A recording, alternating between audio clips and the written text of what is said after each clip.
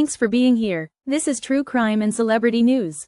If true crime and live court trials and short videos your thing, with some celebrity news thrown in, please consider subscribing to my channel and also don't forget to hit the like button.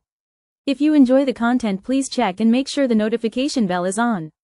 Have a wonderful day and see you in the next live.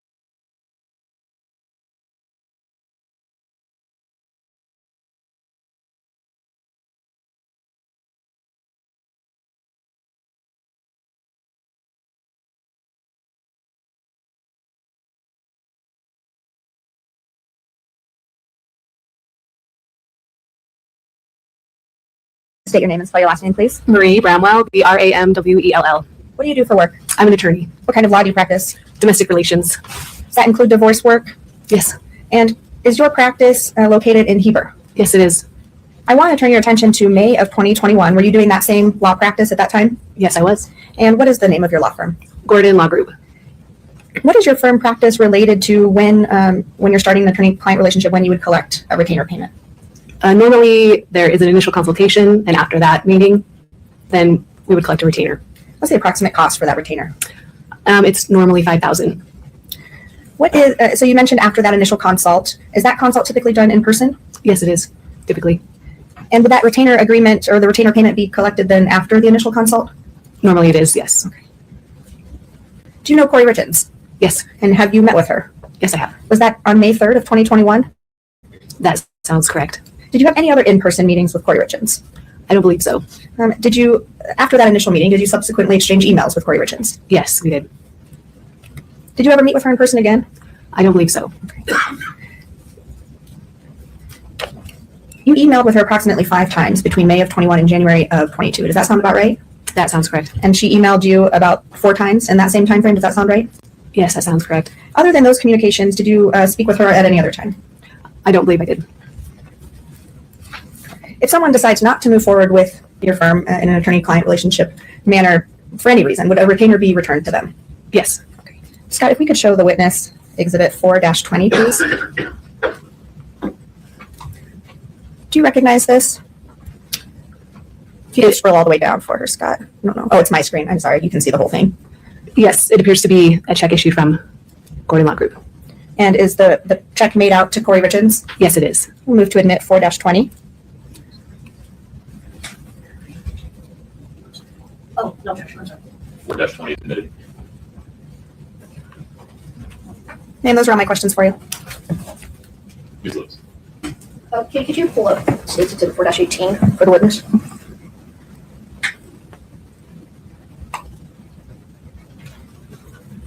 You recognize that, Ms. Bramwell? Yes, I do. And is that your bio that's used for the Gordon Law Group? Yes, it is.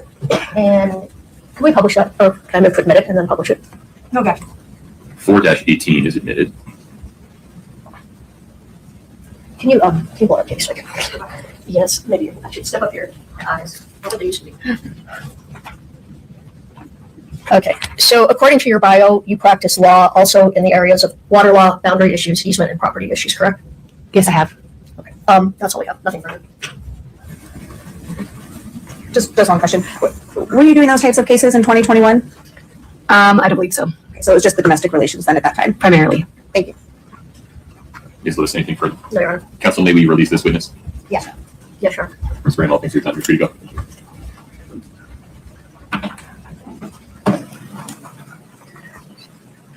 Counsel. Yeah, we have a phone call that we would like to play. It states Exhibit 2-95D. We've laid the foundation for these calls through other witnesses. We object. I think these phone calls need to come in through a witness, and I know this phone call is between two particular people, and they haven't admitted it through any witness. I think there will be witnesses coming up that they may be able to admit it through, but I object to it being played at this time. Would you approach for me?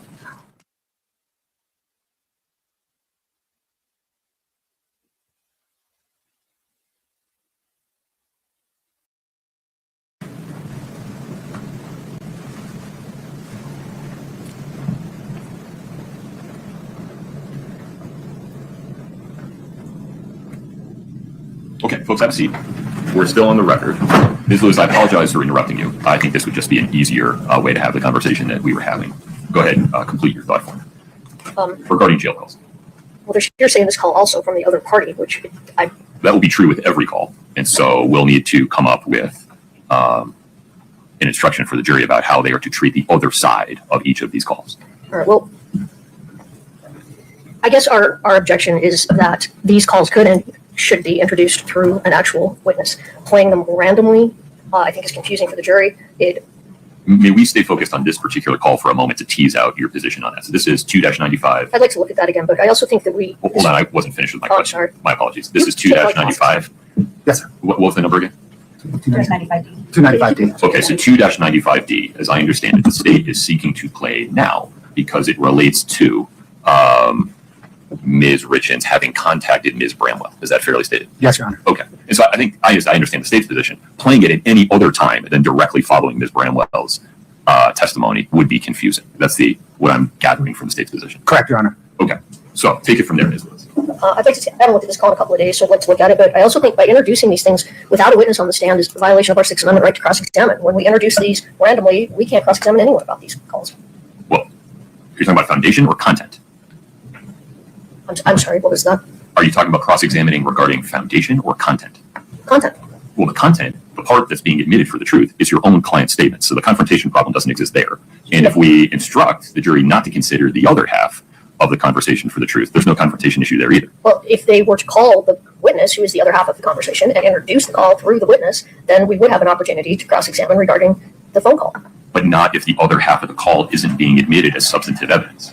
They're not admitting the other half of the conversation as substantive evidence of anything. And moreover, I'm going to be instructing the jury that they can't consider the other half of the call as substantive evidence. I think I have to under the hearsay rule. I still believe that we need to have the call through a witness. If they were to call the person who testified, the person who's on the other half of the call, then we would have the right to cross-examine them about the content of the call. And we don't know what that evidence would be. There may be more to this call or more context to this call that the individual can explain. By just randomly playing calls, we don't have any opportunity to cross-examine anyone or do anything with these calls. And then the jury just takes these calls as without an opportunity for us to put in any explanation about these calls. I feel like you're intentionally ignoring the fact that I'll be instructing the jury to not consider the other half of the call. But I understand your position, and you have to acknowledge that you have the power to subpoena people on the other side of the call if you want to. But let's stay focused on the half that the jury would be allowed to consider from each of these calls. And that's your client's own statement. I need a moment to look at this call again. I haven't looked at it in a couple of days. Is that all right? Of course. It might take me a minute. Can I see it at the same time? Um, There was something that was on the screen just now. yeah, so I'll send this to Scott. Oh, I got it. Never mind. This is just a transcript. Oh, I see. Send it to Scott. I'm sorry. It's from court.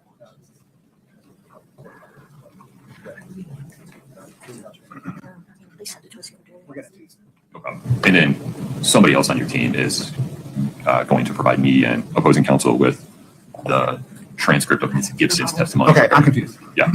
I was getting you that you want to see the exhibit itself first. Forgive me, somebody flashed it. I think Katie flashed the content of the call on the screen. And so if Ms. Lewis is looking at it, I'm going to be in the dark if I don't see Okay, it at the Scott, same can you time. publish the content of the call? And then we'll, We'll go to the next piece. gotcha. Thank you. You want me to just play this portion on without the audio? Do you have a written representation of what's being said? It's at the bottom. Oh, I see. It has a scroll text at the bottom. Your Let's do it. Give me 1 second. We'll all be on the same page here. This is just the call. So, hi. Did we lose audio, Scott? It would appear that way. I turned it off. Oh, okay. No, that's okay. I misunderstood. I can't read. I can't see you. That's true. I can fix that. Thank you. All right, Scott, if you would play it without the audio for a moment, I appreciate it.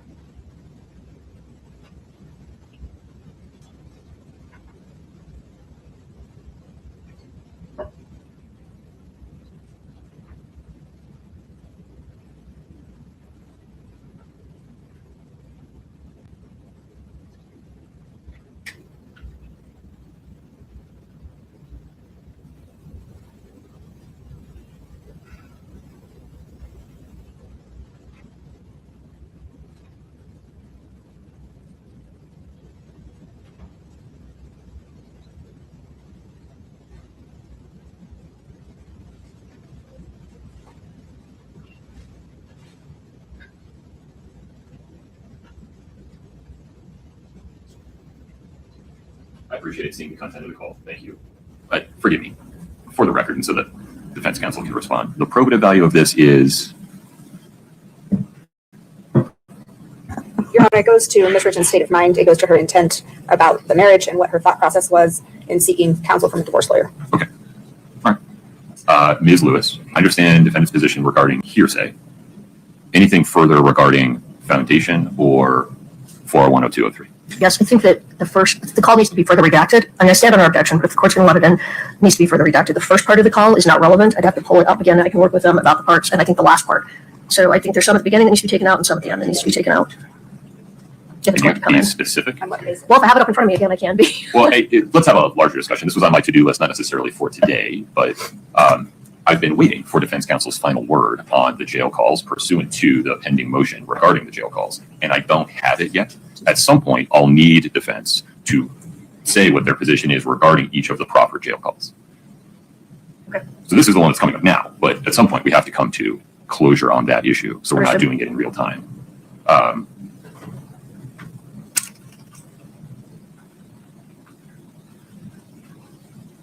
do you want to proceed from this point on this call?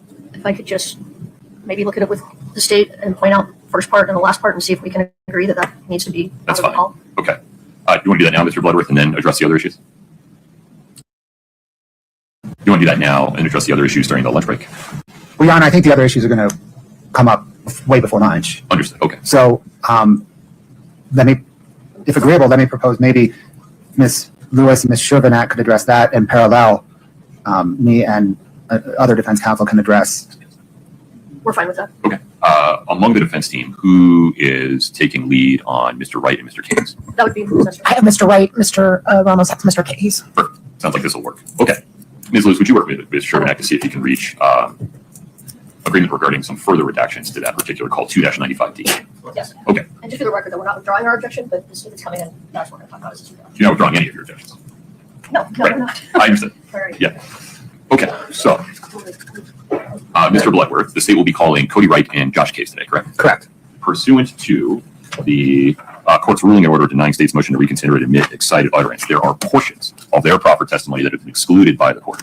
There are other portions, though, that I imagine the state's view is should come in under other exceptions to the hearsay rule. Have you, can we just talk about practicalities for a second, had a conversation with Mr. Wright and Mr. Case so they are aware of the limitations imposed by the court? Yes, Your Honor, I've had that conversation with each of them, and to reinforce it during the examination, I will ask questions kind of in the form of, without saying what Mr. Richins said, what was your impression? Okay. Will the state be eliciting any testimony about statements made by Eric to either of them? No, Your Honor, the state will scope its questions to elicit responses about what was their impression of Mr. Richins' demeanor and what, if any, advice did they give Mr. Richins? Okay. Ms. Nestor, that creates a pretty good safety margin between where the proffer started, and it sounds like where it's coming in terms of making sure that the witnesses don't unintentionally say anything that's excluded by the court. Anything further on that issue? No, sir. Mr. Ramos? No good. Okay. All right. Okay. That handles that. When's the next time a jail call is going to be offered by the state to your current expectation, Mr. Bloodworth, understanding that this is dynamic? Your Honor, the next time I anticipate Sitting here today. sitting here today right now is during Detective O'Driscoll's testimony. That was my expectation as well. When's he taking the stand? Your Honor, he will be most likely the state's last witness, probably late Monday, early Tuesday. Okay. All right. And so the reason we're doing this call now is for proximity to Ms. Bramwell's testimony. It is, Your Honor, and the state appreciates that the broader set of jail calls is unresolved and kind of anticipating this. We emailed this 2 days ago to defense to kind of start the process of resolving it. All right. I'm going to give Ms. Shervinack and Ms. Lewis an opportunity to work for a few more minutes. I'm going to use the restroom. So we'll come back at 10:15. Yes, Any sir. objection, Ms. Nestor? No, sir. Okay. We're in recess until 10:15. Thank you.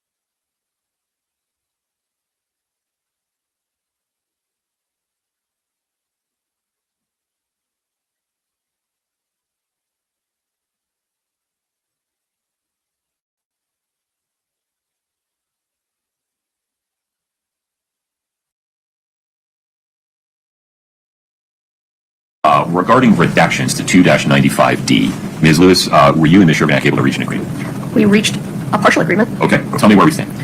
They're going to redact a few lines out at the end of the calls, which, I don't know. We agreed to redact things at the end. At the beginning of the call, I believe we should redact everything up until page, do you have the transcript? I don't. I can send it to you. Sounds good. If that's helpful. Yeah.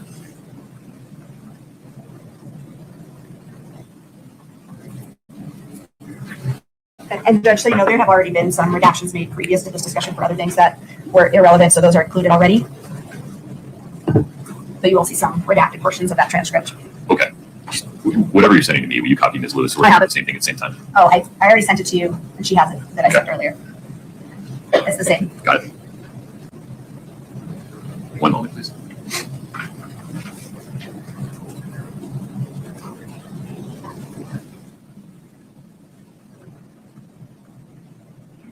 Ms. Lewis, if you would just state page and line numbers from the beginning of the call that you think should be redacted. I believe it starts at page 2. I believe we should redact starting line 15 on page 2 through line 4 on page 3.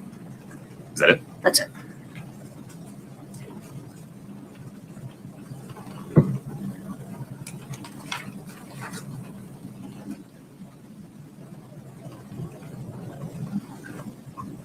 Okay. I'm not sure that short period adds anything, provides any context, has any probative value. What am I missing? I disagree, Judge. For starters, it does directly from Ms. Richins say what her state of mind is going into this call, her annoyance, and in her tone of voice when you hear it, when you hear the audio, there's frustration there, and it does add quite a bit of context, particularly in the beginning of the call. And then, in particular, she says on page 2, starting at line 21, I'm just like so fucking annoyed, like what the hell does anything have to do with anything? And that gives context to the rest of the call, because what she's referring to is what does Eric consulting a divorce attorney have to do with me consulting a divorce attorney, which she goes on to explain, but that sets up the context for the rest of the call, in addition to her frustration, annoyance that's heard in her voice as well as in her words at the beginning of the call, giving context to the rest of the conversation. Yes, let's go. Your Honor, I disagree that that's necessary. I don't think the beginning of the call gives any context to what they're talking about. And if the state just wants the jury to know she's annoyed, she says it numerous times throughout the call. Beginning of page 4, she says, like, what the hell? I know. I just like so annoyed by that. She says it numerous times. And yes, you can tell by her tone of voice that she's annoyed. I don't see that the beginning gives any context whatsoever. Yeah, I guess that's my question, Ms. Lewis. Why aren't we just starting at page 4, line 1? Well, actually, I think that would make perfect sense. And when Ms. Sherback and I were going through this, I actually had asked for more to be redacted, and I compromised a bit. But now that you've reminded me, yes, I actually think it would make sense to start at page 4, line 1. Where, out of the gate, Ms. Sherback, she describes being annoyed, and we go from there. I disagree, Your Honor. She's talking about the Heber thing on page 3 at line 5. She says beat around the bush. Obviously, what I'm thinking about, she's talking about the Heber thing. The Heber thing is different than Ms. Bramwell and Ms. Miller. No, Tell me how. the Heber thing directly refers to her meeting with Ms. Bramwell in Heber. Oh, I don't think that's clear from the text of the call. If I was confused about it, I think there's a pretty good chance the jury would be confused about it. I disagree. I know, you've been very clear about that. Anything else? Just that this is important context for the whole call, and starting it partway through does not give the context that's necessary to understand what starts on page 4 at line 1. Anything else?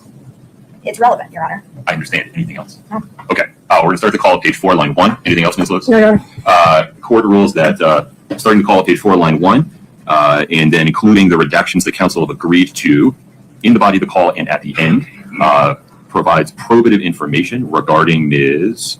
Richins' state of mind and backward-looking reflections regarding her consultation with Ms. Bramwell. That probative information, the probative value of that information is not substantially outweighed by the danger of unfair prejudice or any other Rule 403 considerations. With respect to defendant's hearsay objection, Ms. Richins' side of these recorded calls is categorically not hearsay, and the court will instruct the jury that they cannot consider the male voice side of the call for the truth of the matter asserted. Rather, they can only consider the statements made by the male on the call for the effect that they had upon Ms. Richins in the conversation. Any further objection, Ms. Lewis? No, Your Honor. In terms of instructing or just providing the jury for context, I'm inclined to tell the jury that Ms. Gibson testified that she preserved some recordings of phone calls involving Ms. Richins. You are about to hear one such phone call. Any objection, Mr. Bloodworth? No objection, Your Honor. Are we good then to, as we discussed at the bench, have Ms. Sherback just give the date of the phone call? No, Your Honor. It's not in the content, and Ms. Gibson didn't provide that particular piece of foundation, so that would be additive. Your Honor, if we were to play that portion of the audio of the jail call, it would make it clear that it was a jail call. Oh, forgive me. I haven't heard or seen the introductory portion of the home wave call. Does it, Right, Your Honor. state the date? Yes, every home wave call begins with a time or date, and then, this is a recorded line, and anything you say will be preserved, could be monitored, and admonishments like this. Is that accurate, Ms. Lewis? That's accurate, but this takes me back to my initial point, is this should have been, and typically would be introduced to a witness, because the witness could have just said the date, and we wouldn't have this problem. I don't think that the state should be testifying to the date. Right, but if Ms. Gibson had just said, in order to avoid playing any of that for an indisputably authentic call, evidence that Ms. Richins was in custody in front of the jury, I think it's in fair and necessary balancing to not play the preamble of the call, which would limit your ability to cross-examine Ms. Gibson as to how she knows when the date of the calls, because it's based on that same content. And so I think it's appropriate and does not violate defendant's rights in any way to just state what is undisputed. December 18, 2023, correct, Mr. Bloodworth? Oh, that's correct, Your Honor. I also think the date falls, because of the way the calls are labeled, the date falls under Jeremy Thomas's certification as to the authenticity. I understand. I think you and I see it the same way. It's just a matter of the defense's good faith objection to me providing the information, but given the alternatives, this is the best way. Yes, sir. Okay. One more Please. pragmatic Yes. question. Because the court's decision just redacted out the initial part of the demonstrative, it seems to make sense to the state to, at this point in time, as a matter of efficiency, to just kind of fast forward and hit play beginning at page 4, line whatever the court just decided, Yeah. rather than take 15 minutes to redact the exhibit now, and then at the end of the day, we can redact it and clean it all up consistent with the court's ruling. Ms. Lewis, you okay with that? You're not waiving any objections? I understood. Yes. Okay. Okay, so Scott's way ahead of us. All right. Scott, why don't we take a look at it together? Show me the new version of 2-95D.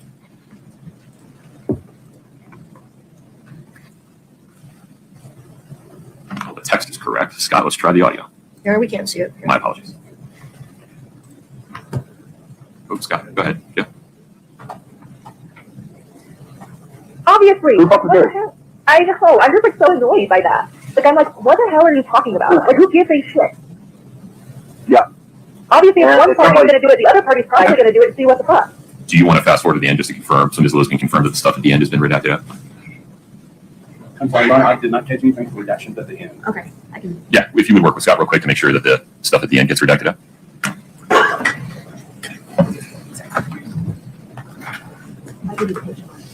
Yes.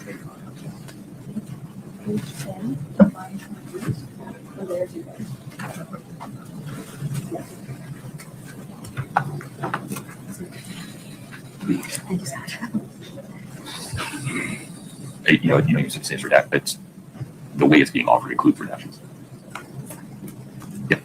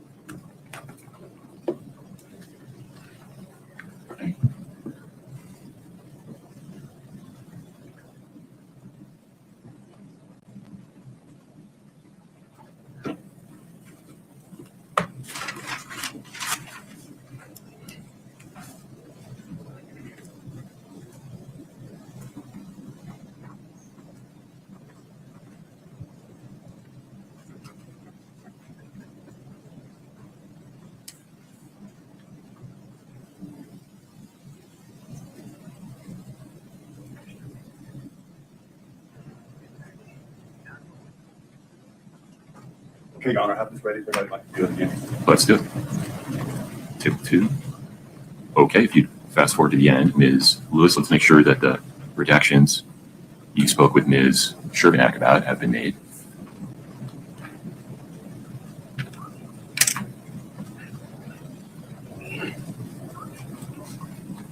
Sorry, I have the audio on my speaker. Let me change that up a little quick. Okay.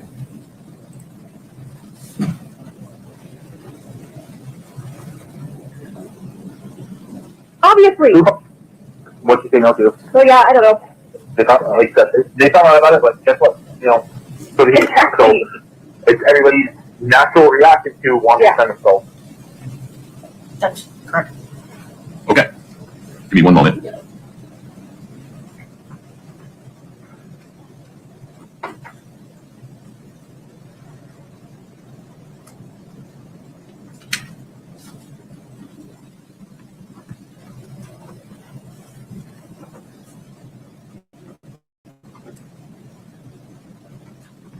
Okay. Mr. Bloodworth, Ms. Sherman, anything before we invite the jury back in? No, yeah. Ms. Lewis, Ms. Nestor? Okay, we're ready.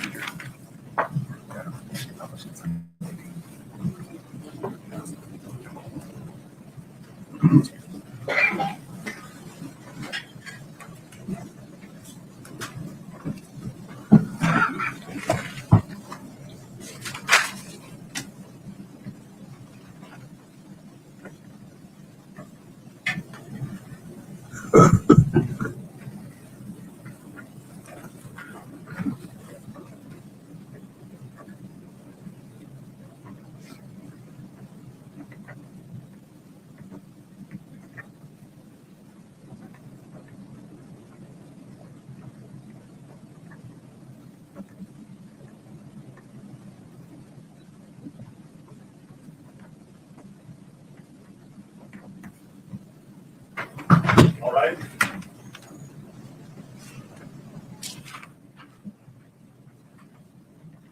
Please have a seat as you come in.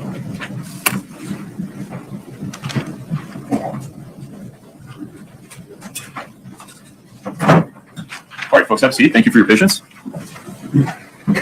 Ladies and gentlemen of the jury, when Ms. Gibson was testifying, she testified that she downloaded and preserved recordings of certain phone calls involving Kouri Richins.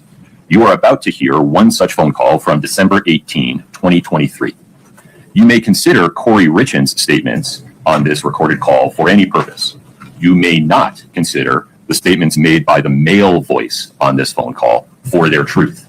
Instead, the only purpose you can consider the statements made by the male voice on this phone call is for the effect it had upon the listener, that is, Kouri Richins. Scott, let's make sure we are ready to go. Okay. 2-95D is admitted. Please proceed. Obviously. What the hell? I know. I'm just like so annoyed by that. Like I'm like, what the hell are you talking about? Like who gives a shit? Yeah. Obviously, if one party's gonna do it, the other party's probably gonna do it to see what the fuck. Right? And it's like common sense. You know, regarding your side of stuff, nothing came out of that. What came out of the other side? Exactly. Illegal transfer, everything. Yes, like, exactly. A lot came out of that. Yes, I just went in for a consultation. That was it. Yep. So why is that so bad? Am I misunderstanding something? No, it's just something they're going to try to probably try to hold against you, you know, for no fucking reason. Because he did it first. Yeah, he did it first, and not only did he do it first, like he actually took action on it illegally. Yes. All I did was, what the hell am I supposed to do? That was literally the conversation. Yeah. Yep. So it's my right to that do. person's probably going to be right. And so that person's probably going to be brought in. Which is perfect, because you know what I told that person? Which is. I don't want to fill out the packet. I don't want absolutely anything. I want to walk away clean and free. I don't want anything. And she kept advising me, no, that's not how this works. You have to fill this out about da-da-da-da. And I said, I don't want to. I don't want any of it. Yep. That is what I told that lady. I said, I just want these done. And she argued with me. Forever. I took the packet, I threw it away. I'm like, no, I won't fill this out. Because I don't want to have everything. I mean, right. So that's perfect and works in favor for you for everything. Yep. Nothing, Yeah, you know? I was like so fucking annoyed by it though. Like, quit portraying me to be this person. Yeah. Anything you're trying to say I did, Eric did. Like, so now that they cancel each other out, you fucking idiots. Like, protecting myself, like. Yeah, I wouldn't get I wouldn't get too worked up about it. Yeah, I don't know, but that just gave me an idea. I am going to ask if she can testify. Well, that's not really going to matter because she gets subpoenaed. And to be honest, if their attorneys don't do it, yeah, you're going to. Yeah. So I don't know. I'm just annoyed. So I said, Because they're going to try to paint this picture. They're going to try to paint this picture and like, oh no. yeah. No, here she is. What you asked about? What your advisor? What you say no to? Well, yeah, I don't know. They thought, like I said, they thought about it, but guess what? You know, so Exactly. it's everybody's natural reaction to wanting to defend themselves.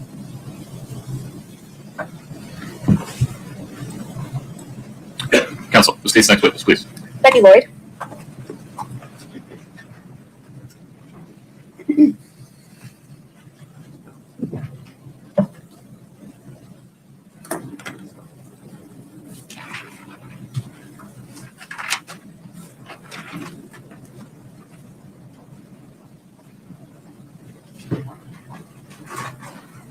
Ms. Lloyd, if you'd step in front of Brittany, we'll get you sworn in.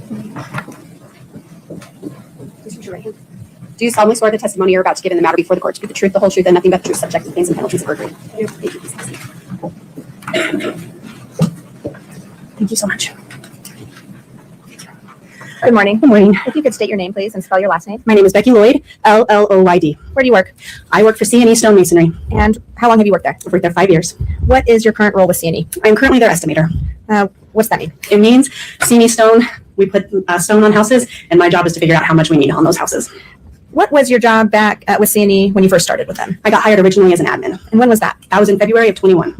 Did you know Eric Richins? I did. How long did you know him for? I met him sometime around 2017. Okay. And what about Kouri Richins? Do you know her? I do. And did you meet her around the same time? Yeah. In 2021, what was the nature of your relationship with Kouri Richins? I knew her as a neighbor. I knew her as the mother to my children's friends, and I knew her as my own friend. I want to turn your attention to December of 2021. Was there a conversation that you had with Kouri Richins in December of 2021 that stood out to you? Yes. What was the date of that conversation? December 17th of 2021. That's a specific date. Why do you remember that date? Because I keep a journal and I have photos from that date. What were you doing that day? We were doing a Secret Santa gift wrap for C&E Stone. We get presents for families in the neighborhood that don't get a good Christmas, and we were wrapping them to give away. Now, when you say we, was that, who's the we? Me and Kouri. Okay, just the two of you then? Just the two of us while we were wrapping, yeah. Was there a topic of conversation that came up related to Kouri Richins' marriage? Yes. How did that come up? I had recently gotten divorced a couple months before, 3 months before, and she was asking me how that was going, and I was asking her about how her marriage was going, and her and Eric had a fight that day, so it was definitely on the top of her mind. What did Kouri say to you? Kouri had an opportunity to go to a work event of some sort, like a Christmas gala, something like that. And it was going to be a really good opportunity for her career. She was excited about it. At the same time, Eric had booked a sleigh ride with the family for Christmas, a good family activity, and they had a scheduling conflict, and they did not agree about what they should do for that scheduling conflict. What else did Kouri say during that conversation about her marriage with Eric? She talked about how she was feeling trapped. She was feeling like there wasn't an easy way forward out of the marriage. She felt like she was worried about her kids. She was worried that she was going to lose them and that Eric was going to take the kids from her and that his family was going to turn the community against her. And she said that in many ways it would be better if he were dead. What was the tone of Kouri's voice during that conversation? It was serious. She definitely had a very serious tone. We weren't really joking. It was a very honest conversation and a very heartfelt conversation. And you could tell from her body language that, she was frustrated and she was struggling with where she was at. Serious tone. What was your reaction to Kouri saying it would be better if Eric were dead? To me, it really signified just how far their marriage was off track and how serious the situation was. And I felt bad for both of them. That's a heavy conversation. I don't have any other questions for you. Thank you. Thank you.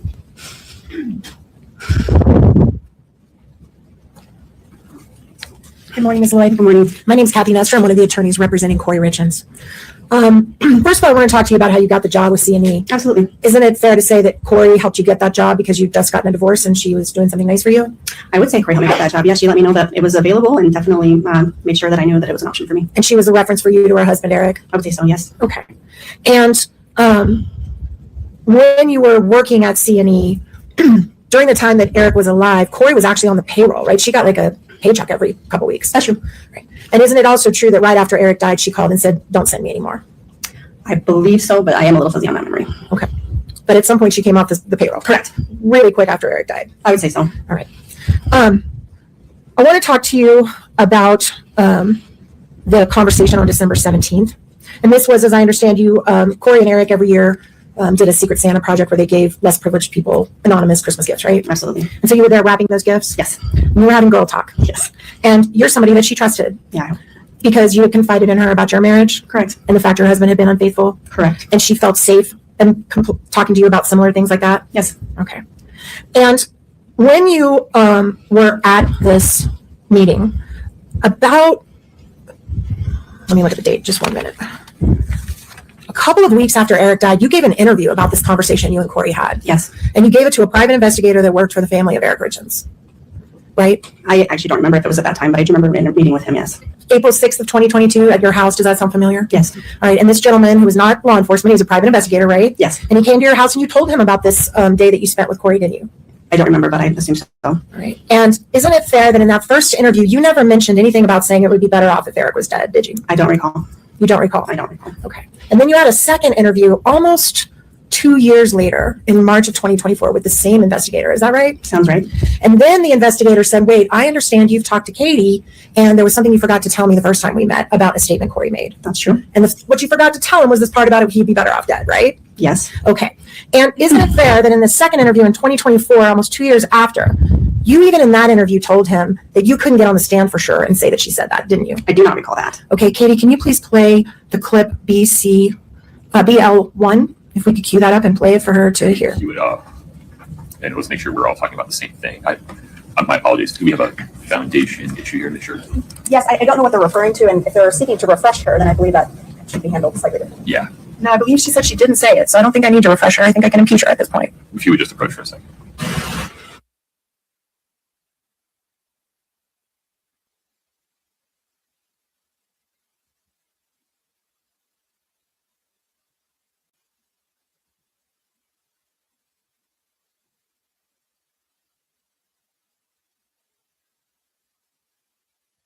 Get some water. I do have If you need more, this is crap. No problem. Oh, you do? Okay.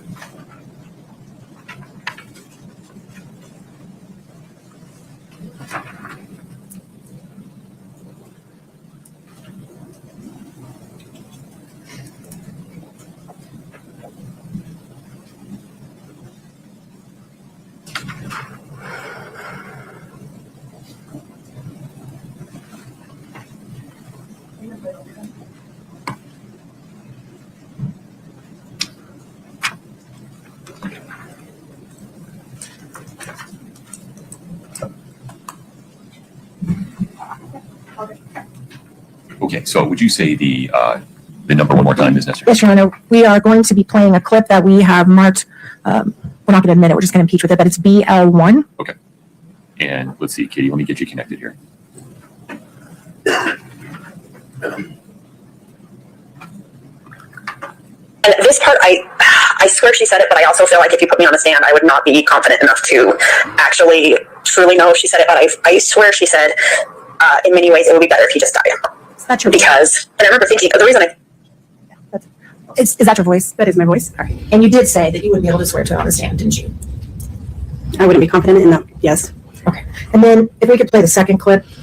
Yeah, well, like I said, that's the conversation we had, and I for sure know she said the trap stuff, and I am 90% sure she said the comment about it being better dead.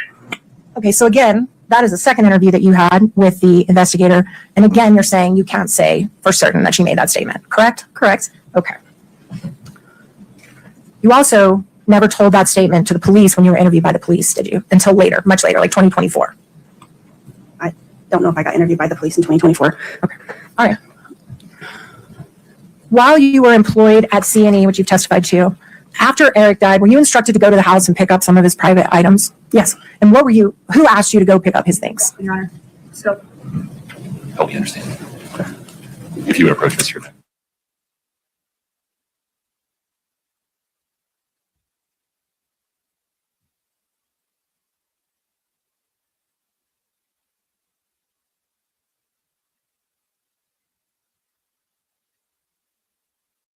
Yes. And who asked you to go pick up his things? Your Honor.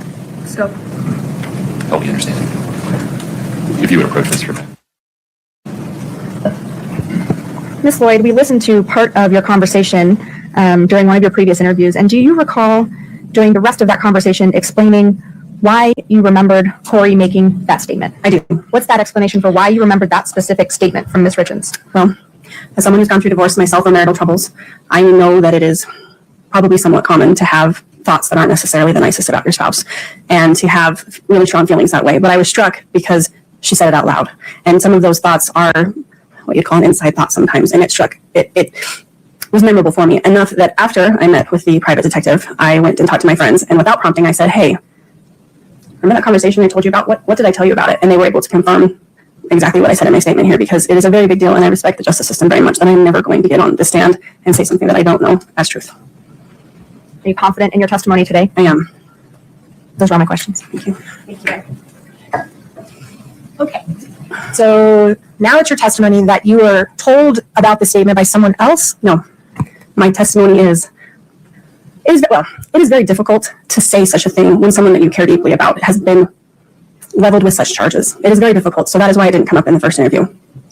It is a very difficult position to be here on the stand saying things like this. I don't want to be here. No one has supplied my testimony to me. No one has made me say anything about that. No one has supplied words to me. I know that happened. And it is unfortunate that it happened because I don't want to be here saying it, but I know that is what was said. And in fact, the friend you're talking about is Kouri Richins, right? Oh, absolutely not. Absolutely not. Didn't you discuss this statement with Kouri Richins, and Katie's the one who sent you to the private investigator? Katie is the one that made the private investigator aware of it, but that is not who I had the conversation with about it as far as the truth of the statement. But you did have a conversation with Katie about it. I did. Okay. And then you also had a conversation with some other friends who helped refresh your memory about what you might have said? They confirmed what I said. They did not supply a sentence to me. They did not do anything like that. They just helped me do a hard thing. Okay. And who did you tell about this statement prior to reporting it, besides your friends and Katie and the private investigator?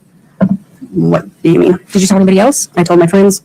I told my partner. I told the investigator, Katie. I don't recall who else. Okay. And this was all in 2024 when you brought it up to the investigator? My friend conversation would have been in 2021, right about the exact same, probably within a couple days of that conversation initially with Kouri. And you would agree that if Kouri was planning to kill her husband 60 days later, it probably wouldn't be a really smart thing for her to say to you, hey, it'd be better off if he were dead, would it? Now make your objection that the question is complete, Ms. Sherman. It doesn't matter now. Okay. Go ahead, you can answer. Say it again, please. I'm so sorry. If Kouri Richins was planning to kill her husband in about 70 days after she made that statement to you, it wouldn't be a really smart thing to tell someone like you, hey, it'd be better off if he were dead, would it? Objection, Your Honor. Calls for speculation. Sustained. Do you have an opinion about that? Same objection. Doesn't call for speculate. It's sustained. Okay. Did you ever ask Kouri directly, what did you mean when you said that to me on December 17th? No. You never gave her the opportunity to explain whether she was just venting, whether she was joking, whether she was serious? Unfortunately, no. Right. And you had a long time to do that before you reported it to this investigator, didn't you? As a friend. Myself to the stage. I suppose so. Yeah, that's all I have. Ms. Lloyd, when Kouri Richins told you it would be better if Eric was dead, was she joking? No. What was her speculation, Your Honor? What was her tone? Rejected speculation. Hold on, let's pause. Yeah, the question regarding what she was thinking, or was she joking, pardon, is sustained. Can't consider the answer no, because this witness can't know what's in another person's head. You can ask her about her demeanor. Sure. What was her tone of voice? Serious? Was she laughing? No. Was she smiling? No. Did you have any reason to believe that she was joking? No. One last question. Were y'all drinking? We had one beverage. I had one beverage. And that's all I have, Your Honor. Okay. May we allow this witness to step down? Yes. All right. She, please advise. I got it. Thank you.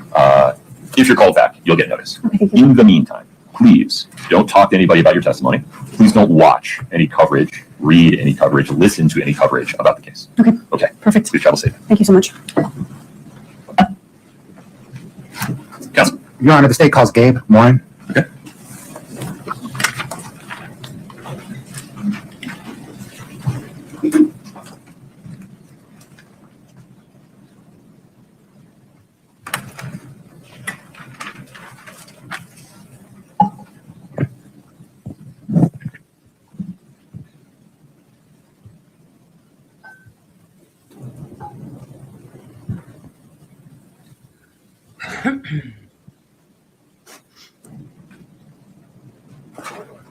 Sir, if you'd step in front of Brittany, we'll get you sworn in, please.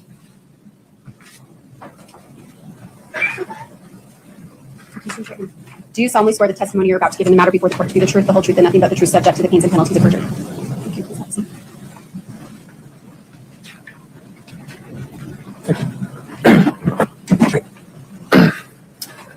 Good morning, sir. Hello, What, sir, is your name? Gabriel Morin, M-O-R-I-N. And what do you do for a living? I own a restaurant, Oh, Kouri this Richins. is the guy that sold the And so is that candy. Mirror Lake Diner? Yes, sir. How long have you owned it? Almost 13 years. You operate it as well? Yep. Scott, can I get 8.6 or 8-6, please? Can you see that on the screen, sir? Yeah. Okay. Scott, if you can please scroll down.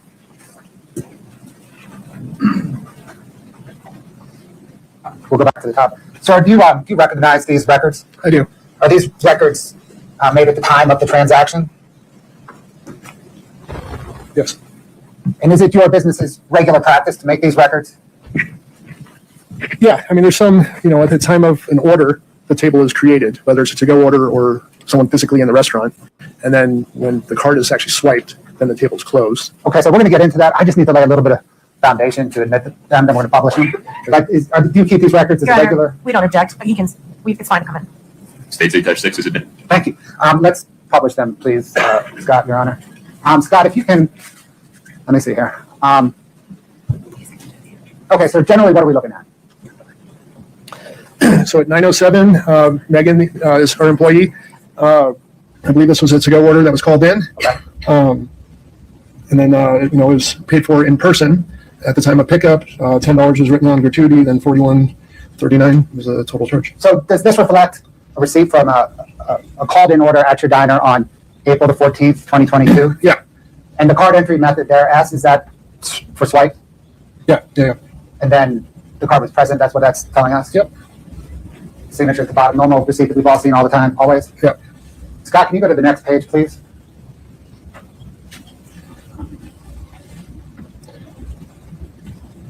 What is this portion of the document that we're looking at now? Okay, so this is Megan's checkout. This would be at the end of her shift.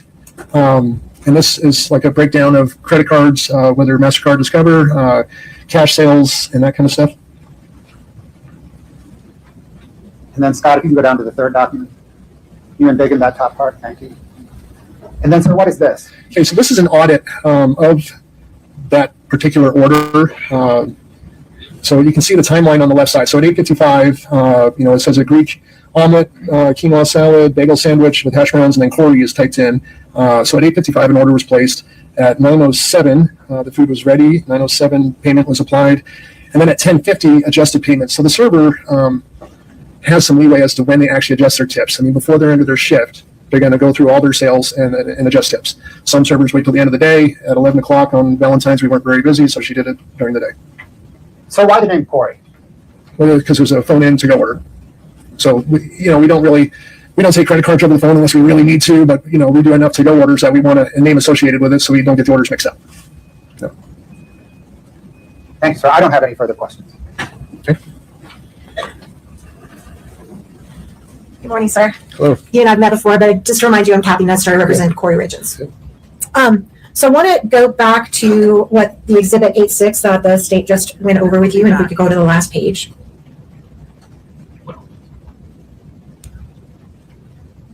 Can you go to the next page, the very last, that page, and then blow it up? And can we publish, Your Honor? It's in. Yeah. Okay. So can we please highlight the bagel sandwich and the Greek omelet? Now, I've visited your diner. You guys have had similar menu items for a long time. Is that fair to say? Yeah. You're pretty familiar with your food? Yeah, we haven't changed the Greek omelet since day one. Okay, what's in the Greek omelet? Feta, spinach, Kalamata olives, 2 eggs, spinach. And it's an egg omelet. Yes. I don't know if there's another kind, Yeah. but just in case. All right. And so that is just the egg dish itself, right? It's not a sandwich. No, it does come with a choice of hash browns or a country potato. You can modify that and do a quinoa salad, which is what happened in this case. Okay. So they switched out the hash browns for the quinoa salad. Yeah, so there's an upcharge for that, but you could get soup instead of hash browns. So Great. to your side. And then what's the bagel sandwich? Bacon, egg, and cheese, avocado, and tomato. All right. And it's on what type of bagel? Just a New York plain water bagel. All right. Is there mayonnaise or anything on it? Nope. So it's a fried egg? Typically over hard. I'm Yeah, sorry. over hard. Yeah, fried egg over hard. Over So it's hard. Over I'm hard. So sorry. not runny. got it. So it's fried egg over hard. Mhm. Great. And then pepper jack cheese. And when you get that ready for a to-go order, how do you package it? It's because it's with hash browns, it'd be in a styrofoam box. And it's a hot sandwich, correct? Yeah. You certainly wouldn't want to eat an egg sandwich cold. That'd be kind of gross. Right? Debatable, but Okay. Yeah. Maybe a cold egg sandwich. we do a lot of to-go that okay, that's what they want. Okay. But you give it to them hot. Absolutely. All right. Okay. And I'm sorry, just to refresh my memory again, the ingredients on the bagel sandwich are 2 slices of bacon, 2 eggs over hard, 1 slice of pepper jack cheese, about a quarter of sliced avocado, and typically 2 slices of tomato. Okay. And then the bagel itself. All right. Toasted.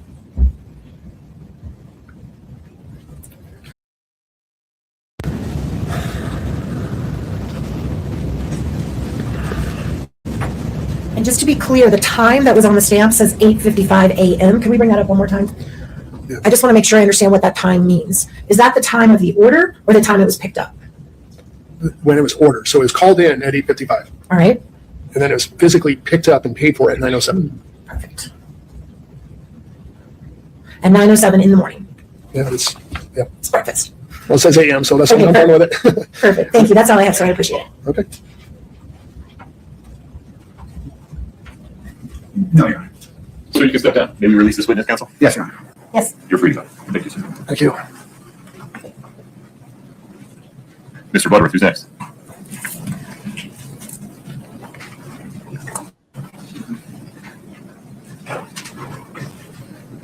Your Honor, the state calls Josh Kays.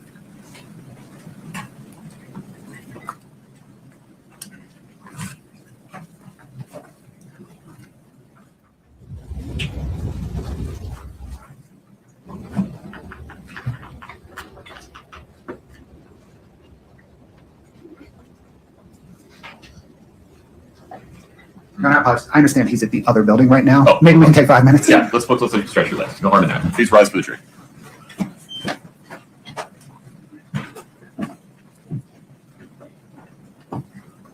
So I'm pretty sure you guys couldn't hear me in the beginning because I didn't add myself to the stage. But welcome to True Crime and Celebrity News. Today we're doing day. Counsel will be in recess until 11:25. Thank you. Day 9 of the Kouri Richins trial. I'm going to do a live at some point. I've got so much wrote down. I'm just trying to put together some things.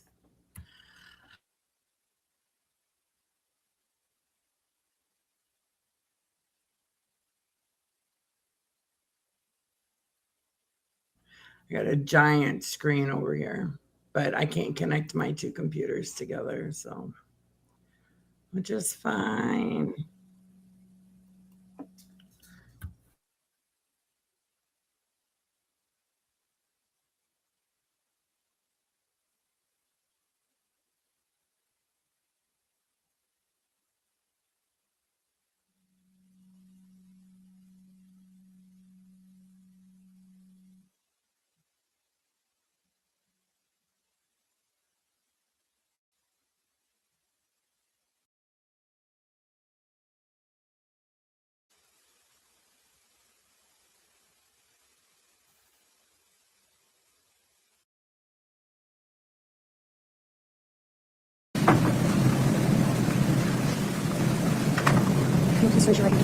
Do you solemnly swear the testimony you're about to give in the matter before the court to be the truth, the whole truth, and nothing but the truth, subject to the pains and penalties of perjury? Thank you. Please have a seat.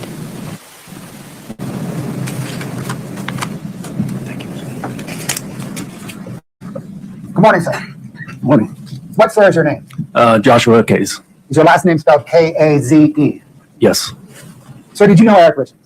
I did. How? I met Eric probably in 2014 through some mutual friends. Hung out with him a couple times, and then started working in Park City in 2016 for a builder, and Eric Richins was a subcontractor that I worked with quite a bit from 2016 on. Aside from a business professional relationship, did you have a personal relationship with Eric? Yeah, so after I started working in Park City, him and I became friends pretty quickly. I played on some of his recreational sports teams. We both liked camping and hunting, so we kind of hit it off on that front. And I think starting 2017, we started hunting together quite a bit each fall. And would you take trips together to hunt? Yeah, I think we went to Idaho on some trips 2 or 3 times. Went to Colorado on the trip once, and then a number of times here in Utah. Are those hunting trips, pack hunting trips, where you pack in, hunt, pack out?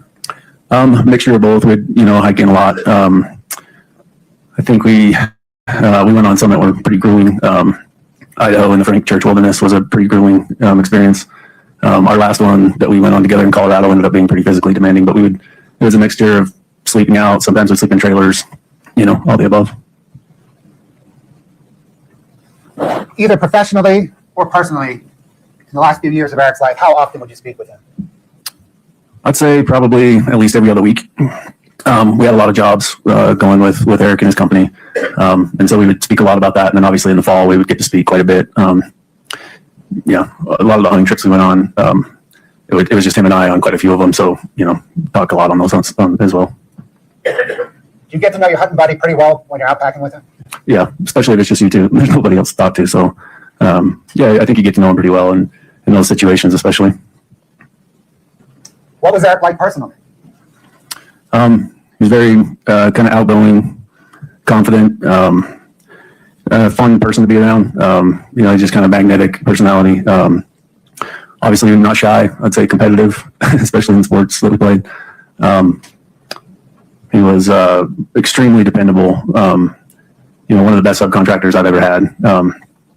If you asked him to do something, you didn't forget. It was always done. Every time he said he would be somewhere or get something done, he always got it done. He was very, very responsible and good that way.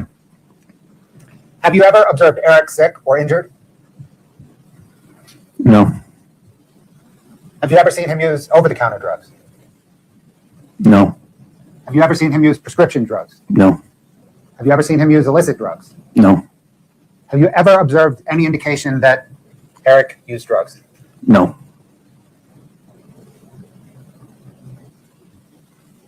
Do you recall receiving a phone call from Eric Richins at about 2:11 p.m.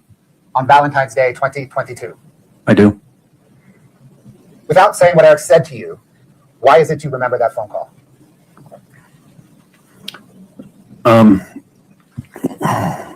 It was notable, I think, for a couple reasons, but the main reason was just, the topics of the things we talked about, but also the emotion, I guess. It was unlike any other conversation I'd had with Eric. Mostly just kind of his spirits felt almost like somber. And anybody that knows Eric, most of the time you would call and he would already be talking upbeat, and this one was a lot different. How did he sound to you? Like I said, somber would be maybe a way to describe it. Very serious. Maybe sincere, which is a little like, especially for friends that joke around a lot and kind of rib each other quite a bit, which we did. It was just very outside the norm.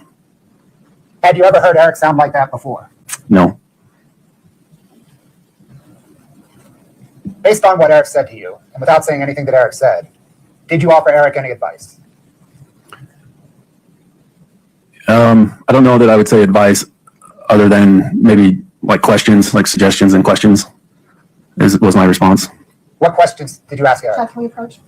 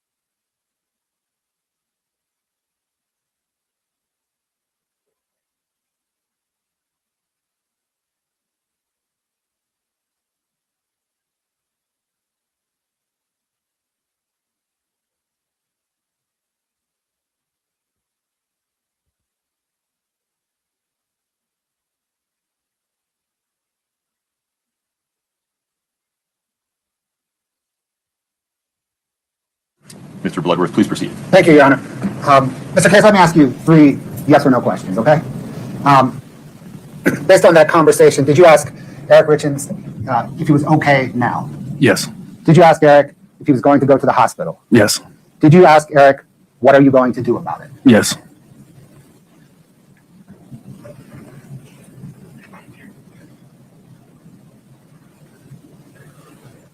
So after that call with Eric Richins, did you speak to anybody else about that call?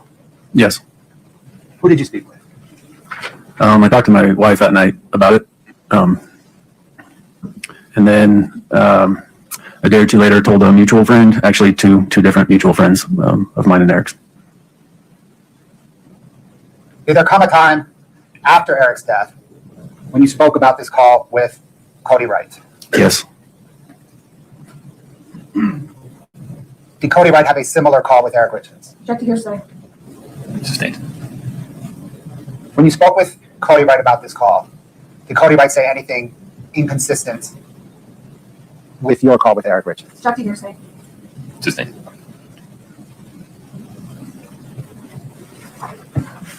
So that's all I have. Thank you. No questions, Your Honor. May we release this witness, Ms. Nestor? Yes, sir. Mr. Case, you are free to go. Please travel safely, sir. Thank you. Thank you.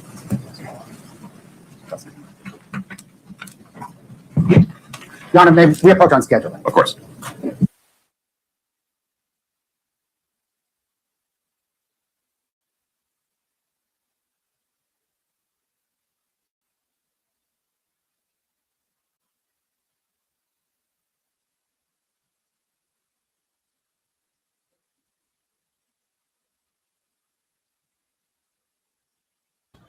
Sorry, y'all, I had to use the restroom.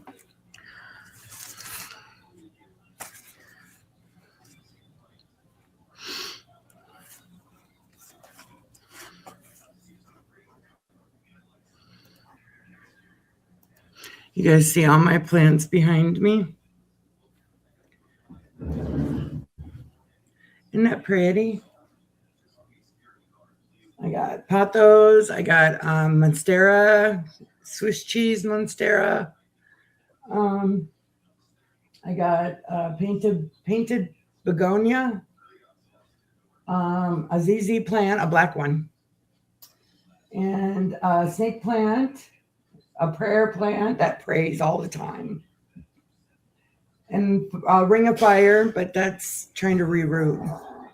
Walmart on a live day. And I got some cuttings up there that could probably be planted at any time.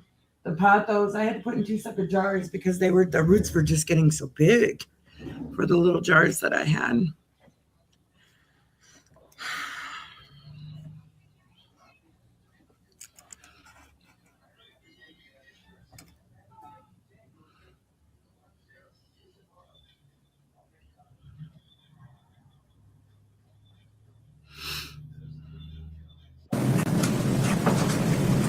Let's move on to the next witness. Ms. Barney, good morning.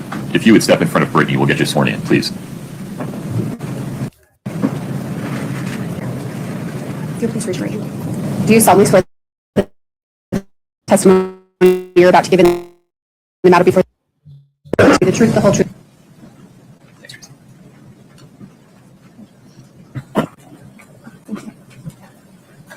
Please proceed, Mr. Bloodworth. Thank you, Your Honor. Good morning, ma'am.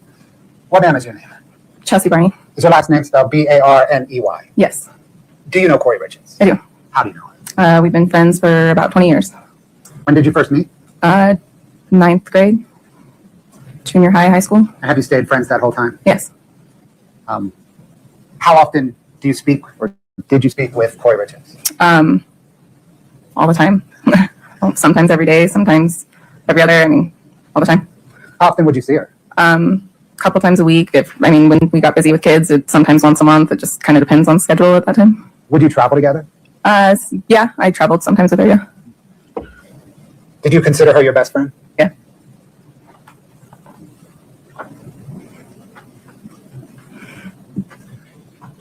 Are you familiar with the fact that the defendant obtained a $250,000 home equity line of credit on the home that she lived in? Yes. When did you learn of that? we were on a vacation to Sun Valley, and she had told me about it.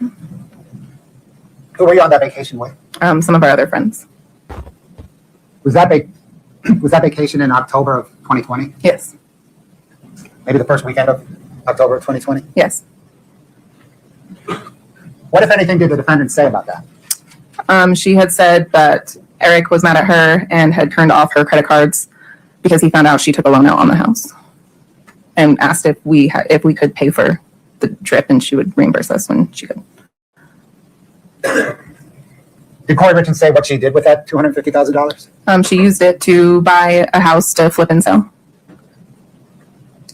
Scott, can we get 2-2D, please?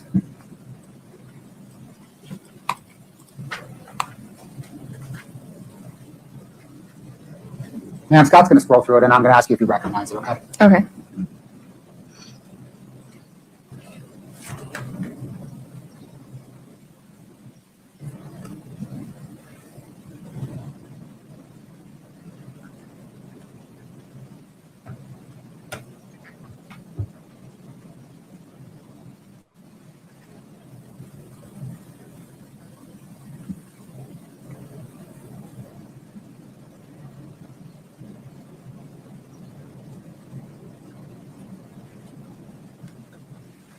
Poor lady. This is the one that spent all her life savings.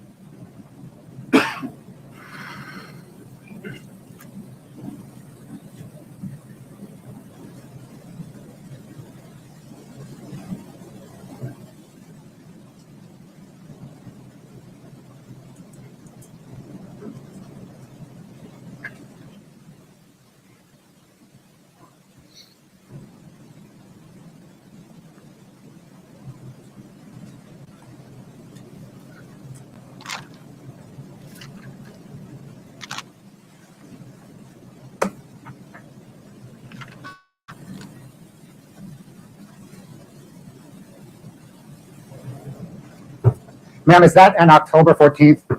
Is that an accurate depiction of an October 14th, 2020 text exchange between you and Kouri Richins? Yes.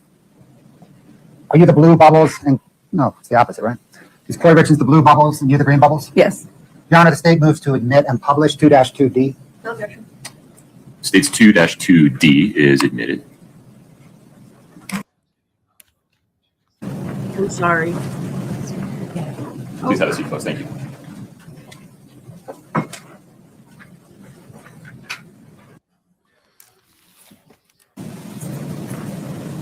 Sorry.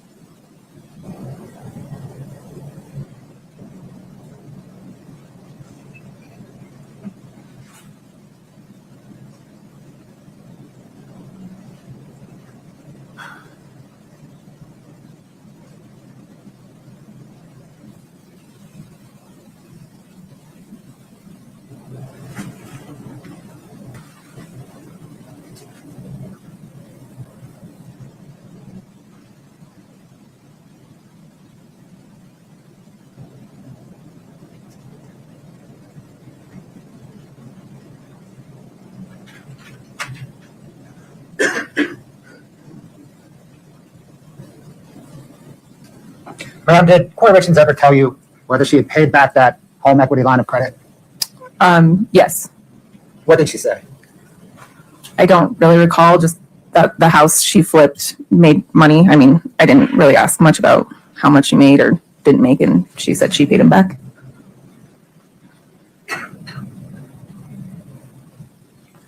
Did there come a time at the end of February 2022 when Kouri Richins mentioned to you something about a cervical cancer scare? Yes. What did she tell you? We were at a friend's brunch, and she was waiting for a call from her doctor, and she received that call at the brunch, and she had said that her doctor had mentioned that she possibly had cervical cancer and had to go in for a biopsy. Were you present when Kouri Richins called Eric about that? Yes. What did she say to Eric? She just told him just what the doctor said and that she had to go in for a biopsy. How did Eric react? He acted concerned, but kind of was, let's not overreact until we know for sure type of thing.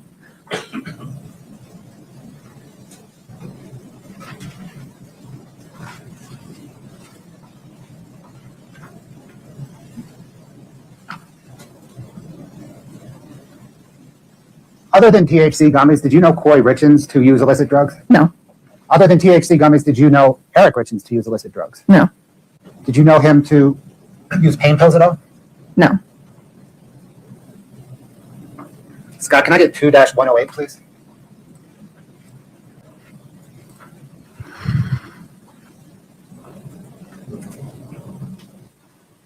Ma'am, if you could read down that kind of timestamp, party, and description columns.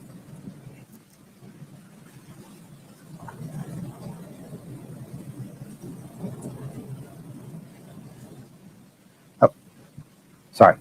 Scott, can you bring up 2-108D as in Delta?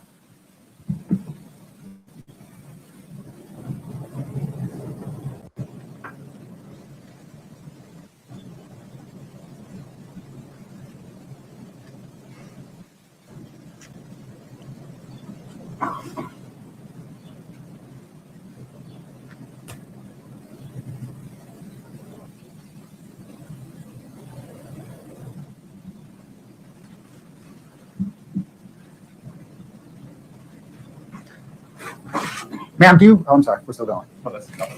Okay. Ma'am, do you recognize that as an accurate depiction of a March the 7th, 2022 text exchange between you and Kouri Richins? Yes. And is she in blue and you in green? Oh, yeah. It's May 7th, though. May 7th? Sorry, May 7th. Yeah, I'm in green. She's in blue. Your Honor, the state moves to admit 2-108 Delta. 2-108D is admitted.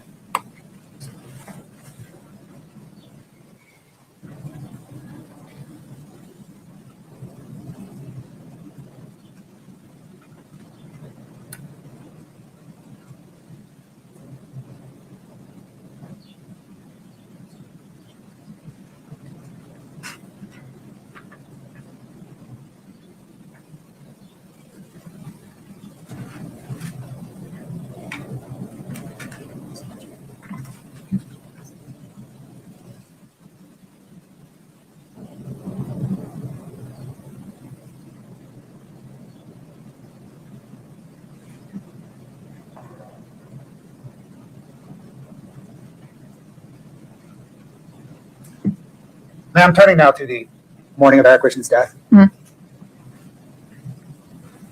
How were you informed of his death? Lisa, Kouri's mom, called me. And what did you do upon receiving that phone call? I went up to her house. Did you discuss what happened with Kouri Richins that morning? To who? I don't know what you mean. Did Kouri Richins explain to you anything about Eric Richins' death? Oh, yeah. What did she say? Just that she went to bed with one of the boys and woke up, went back in the room, and realized Eric was cold and realized he wasn't breathing. Did she say anything to you regarding whether they had a drink that evening? Yes. What did she say? That they were celebrating the closing of a job she had, and they had a drink together.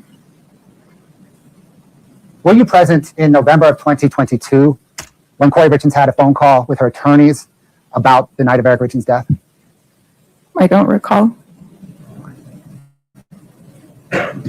Were you present for a phone call that Kouri had November 22, where she said that Eric was on the phone with people in Mexico about hunting when she went into Ashton's bedroom? Yes, I was. Is that what she said? Yes. And is that about the right time period, November of 2022? I honestly can't remember the month, but I remember that being there in that conversation. Thank you.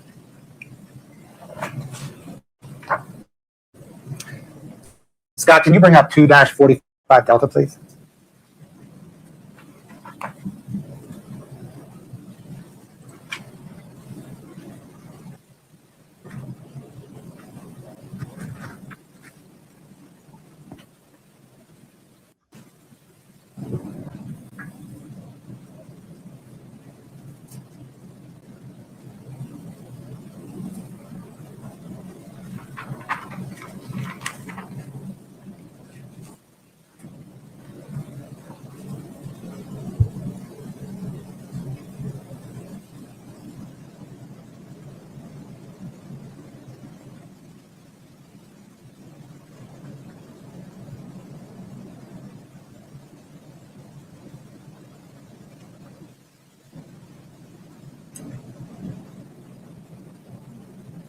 Ma'am, is that an accurate depiction of a text exchange you had on March the 15th, 2022 with Kouri Richins? Yes.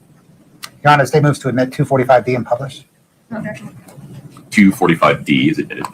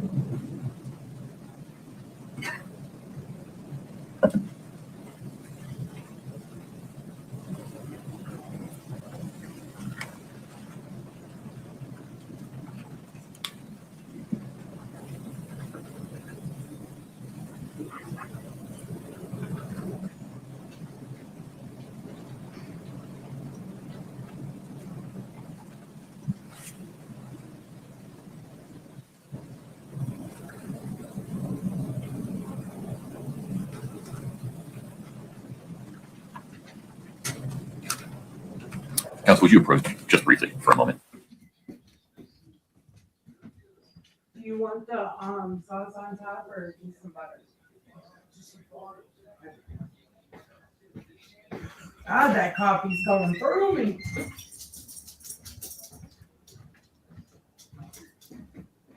You gotta go sit down. Enjoy the sun, baby. Your mommy gonna shut the window. We need to break for lunch. We're going to do that now. During the lunch break, please do not talk about anything related to the case. Please do not watch, listen, or read any coverage of the case. Please don't do any research about the case. Please rise for the jury.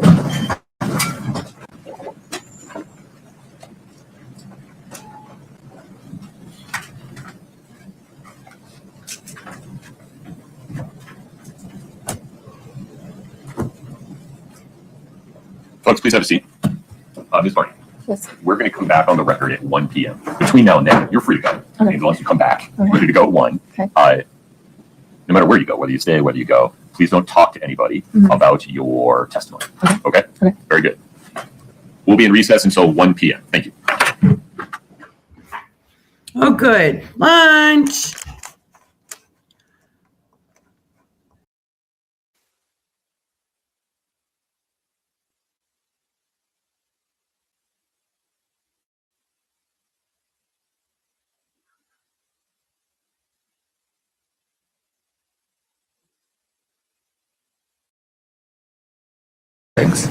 And the phone call is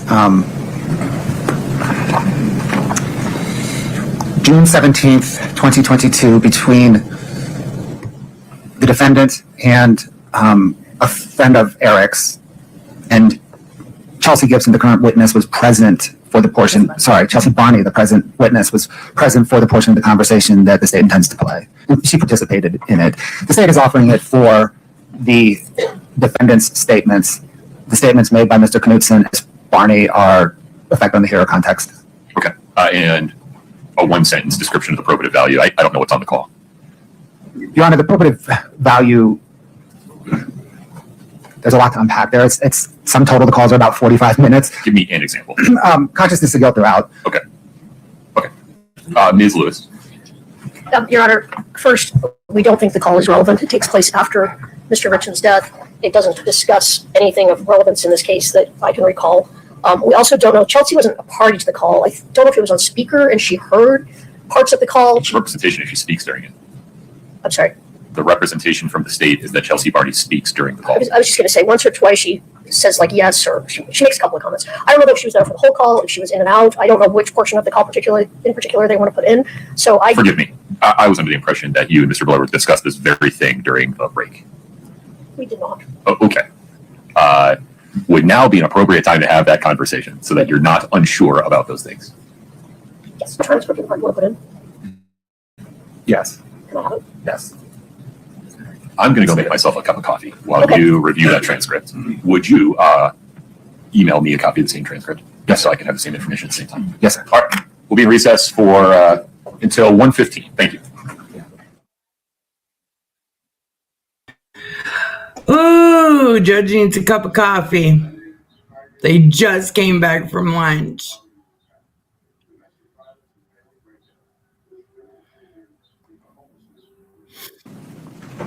Okay, here we go. This is Chelsea, her best friend. She's the one that gave her the $45,000 that she had saved in gifts to lose her house, allegedly.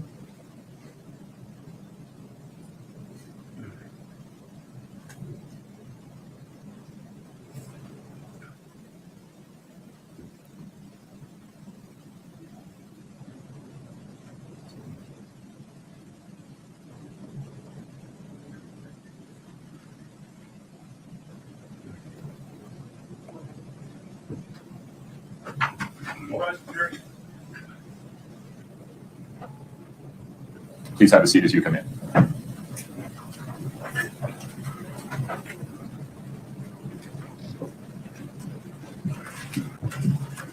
Have a seat. Thank you. Ms. Barty, you're still under oath. Okay. Very good. Mr. Bloodworth, please proceed. Thank you, Your Honor. Ma'am, were you present at the Richins residence 2 days after Eric's death, March the 6th, or on March the 6th, 2022? Yes, I was. And did there come a time when Kouri Richins was very upset and you went to console her? Yes. Why was she upset? She got in an argument with her sister-in-law. And what was the argument over? She was trying to get into Eric Richins' safe to get the will out. And did the argument also involve the home? Yes. What portion of the argument involved the home? The sister-in-law had told Kouri that the house was no longer hers and it belonged to the other sister because she was in charge of everything. How did Kouri Richins react to learning that? She was very upset. How upset? Crying. I mean, pretty upset. Yeah. Did she collapse? Yeah. Was she hysterical? Yeah. Did she say why she was so upset? She just said she couldn't believe this was all happening. Did she seem surprised to you that the house was no longer under her control? Yes.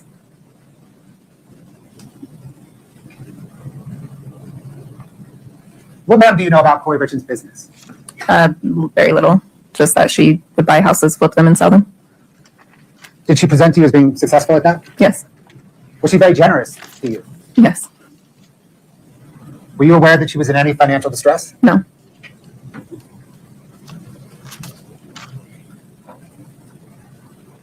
Ma'am, are you familiar with a house at 299 East, 100 South in Heber?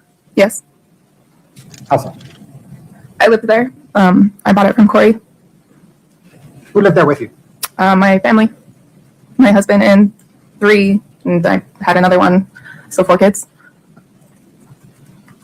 Ma'am, when you say you bought it from Kouri, what do you mean? We were in a situation of needing a place to live, and Kouri was buying this house to flip it and sell it, and she offered to sell it to me.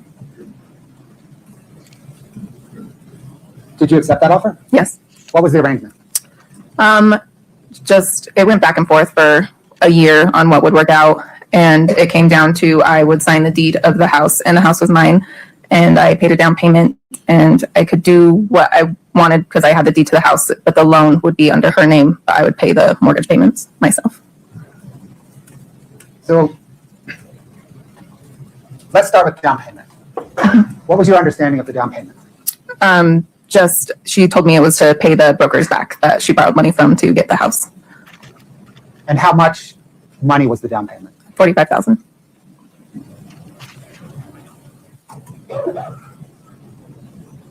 What man were you doing for a living at that time? I was a manager up at Soldier Hollow Grill. And did you work in part for tips? Yes. And did you have savings from your tip money to pay the $45,000 down payment? Yes. Did that amount to essentially your life savings at that point? Yes. Did you wire $45,000 to Kouri Richins in 2 separate wires? Yes.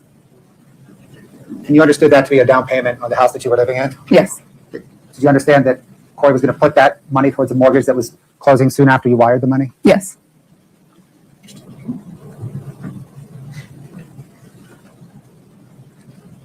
As far as you know at the time, did she put the $45,000 towards the mortgage? Yes. What was then your arrangement with her on paying rent or paying the mortgage or money? The loan was just in her name, and I paid the mortgage company directly myself. Do you remember about what you paid them every month? $2,900.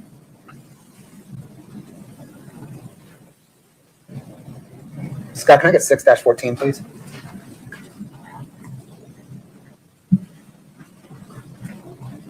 You don't have that actually.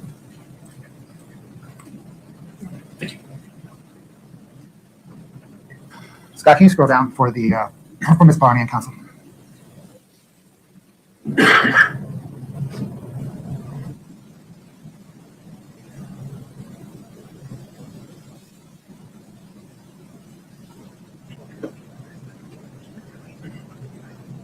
Ma'am, do you recognize that document? Yes. Is that a copy of a warranty deed that you signed on this house? Yes. Is it an accurate depiction of that warranty deed? Yes. Your Honor, statement of 614 and evidence. No objection. 614 is admitted. Your Honor, no, thank you. Okay, Ms. Barney, it says up at the top, 290 East, 100 South in Heber. Is that the address that you lived at with your family at the time? Yes. And that's you, Chelsea Barney, as the sole owner? Yes. Scott, if you could scroll down, please.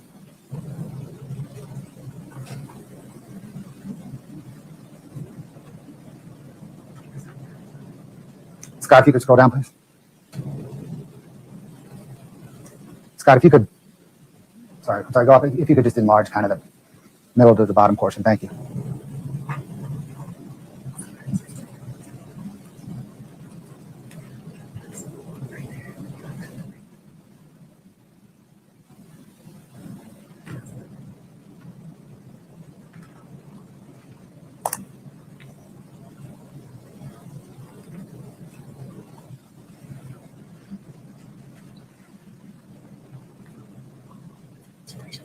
Scott, if you could go to the next page, please. And then down to the bottom. Oh, I'm sorry, the bottom page.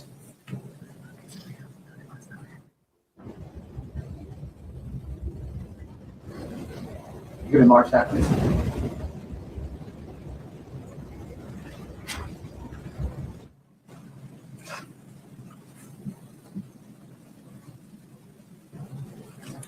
Ma'am, is that your signature at the bottom? Yes. When you signed that document, what was your understanding? That the house was mine. Did you understand that that document, upon signing it, that needed to be recorded with Wasatch County? Yes. Was that document ever recorded with Wasatch County? No. That was signed, I think, on January the 6th, 2023. From that point forward, did you continue to live in the home, pay the mortgage, and have the understanding that it was your home? Yes. Did there come a point when that understanding changed? Yes. When was that? When she got arrested, I was informed that there was a loan taken out on my house that I didn't know about, or I didn't take it out. Your Honor, hearsay.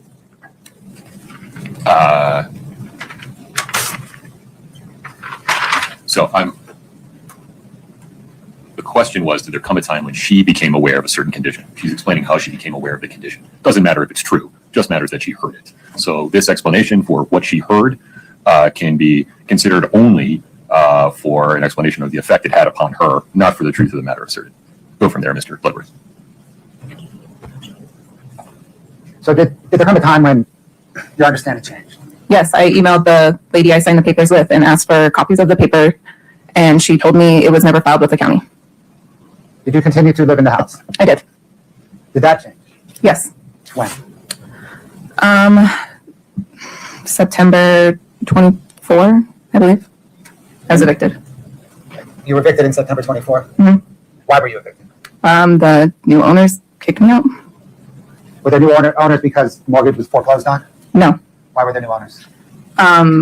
I don't know how it all works, but she gave the deed over to someone else and they owned the house. Was it a deed in lieu of foreclosure? Yes. Who's the she when you just said that? Kouri.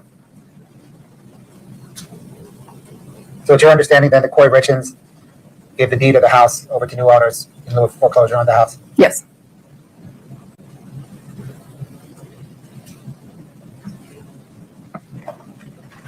Scott, can I get 2-55 Delta, please?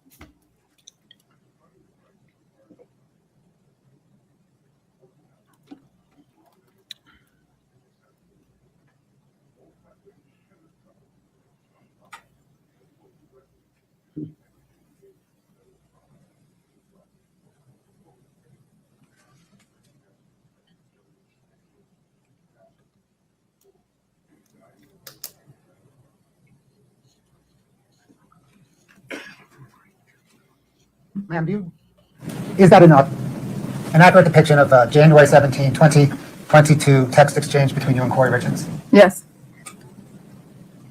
It's not January though. Sorry, June? Mhm. June 17th, 2022? I'm having trouble. Yes. I'll correct you, I guess. Please do. Your Honor, the state moves 2-55D into evidence. Hold off on publishing. Your Honor, we object. Please approach.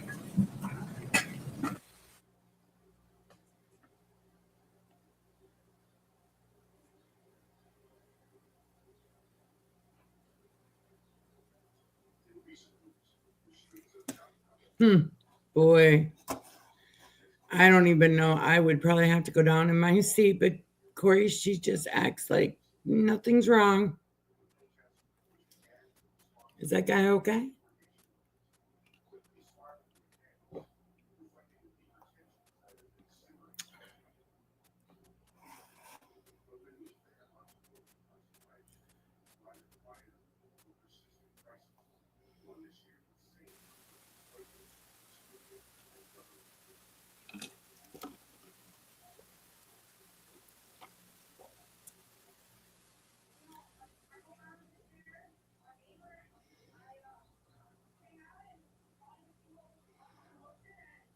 I'd be upset too. Man, I'd be devastated.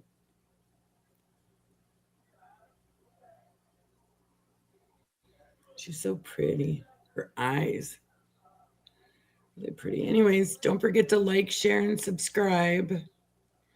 This is True Crime and Celebrity News. I'm working on doing I don't know if I'm going to record it or do a live stream of week 1, putting them all together from Monday to Friday, because the second week they didn't have Friday. They just went through Monday through Thursday. So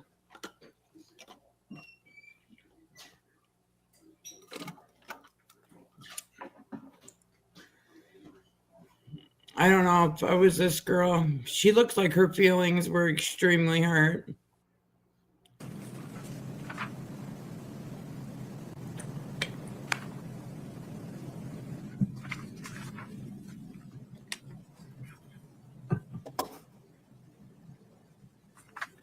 Okay, so let's see here.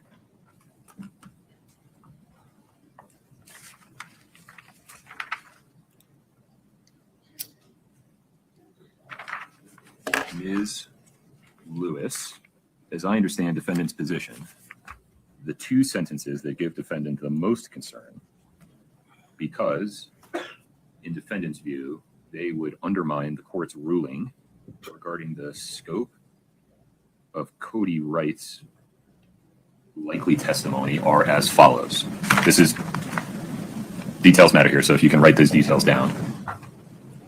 The green message from Ms. Barney on June 17 at 10:36:04 includes the following sentence. Quote, "Fuck that, you wouldn't call Cody about anything personal," end quote. I understand your position to be that when considered in context of Cody's testimony would provide a inference for the jury to draw, or provide a basis for the jury to draw an inference regarding the content of the conversation with Cody that has been excluded.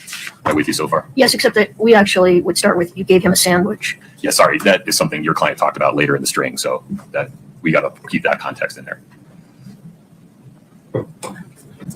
Just a minute. It's just, the giving of the sandwich has not been excluded. That's actually hotly in dispute. It's something the state is seeking to prove. The thing that I've excluded is some content of what Eric told Cody, because there is not an applicable hearsay exception for some of that content. all right, so you're starting with haha, and out of everyone, he called Cody about it through. Oh, I appreciate that. Yeah, sure. Those 2 sentences. Okay, all right, that's different. Okay, and then, hold on. Let me just get it on the record, and I'll give you a full opportunity to respond. I wasn't trying to respond. Can you mark it on the paper copy so that we can then transfer to the? I can. Do you actually want to write? I don't want to ruin the only copy you have. We'll make a new one. All right, very good. I got it.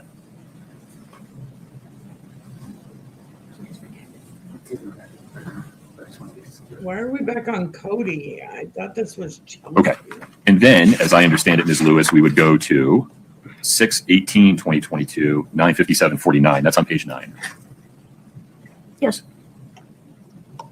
Second paragraph. Quote, "I highly doubt Eric called his sister and agrees to tell her you poisoned him." Well, and probably the next sentence, because it makes no sense otherwise. Well, it makes as much sense as anything, but it doesn't matter because it's not coming in for the truth. So other than those 2, were there any other sentences that you believe would undermine the court's other ruling? Just one moment. Then I say, I'm sorry, other than those 2 sections, I understand it's more than 2 sentences. No, I mean, we still would make our objection regarding hearsay and the double hearsay, but no, those are the sentences that particularly deal with that issue. Okay, so Mr. Bloodworth, let me make sure the state gets an opportunity to be heard here. Let's take these 2 sections one at a time. Let's go back to 6/17/2022, 10:36:04. That's the top of page 7. Let me know when you're there. I think I'm there. Okay, quote, "Haha, and out of everyone he called Cody about it. Fuck that, he wouldn't call Cody about anything personal." Those 2 sentences. Any objection to redacting those 2 sentences? No. Okay, let's do that, Scott, and then let me know when you're ready to move on.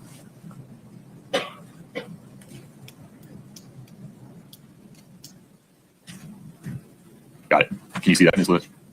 Yes, yes. Okay, and then Scott, if we may go to page 9, the green bubble at the top.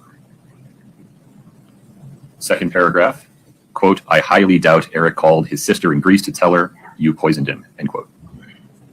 So, that relates not to the Valentine's Day charge poisoning. It relates to an earlier trip to Greece. I think there's a fair reading of that is not he called his sister in Greece, he called his sister from Greece. Yeah, I appreciate that, and that was my first reading of it too, given the prior content Correct. regarding getting sick in Greece. It's ambiguous though, and so out of an abundance of caution, we're just going to reject. Out of an abundance of caution, the state will not object. Okay. Got it. Okay. And then we will, of course, pursuant to defendant's request, instruct the jury that they may consider Ms. Richins' statements in the blue bubbles for any purpose. They may not consider any of Ms. Barney's statements in the green for their truth. Rather, they may only consider them for the effect they had upon Ms. Richins as the listener. Yes, we understand the rule, yes. Got it. Anything else before we invite the jury back in this list? No. Okay. Mr. Bloodworth. No, Your Honor. Okay. You have some water, Ms. Barney? I do. All right. Very good. We're ready for the jury. Yeah, it's 2-55D.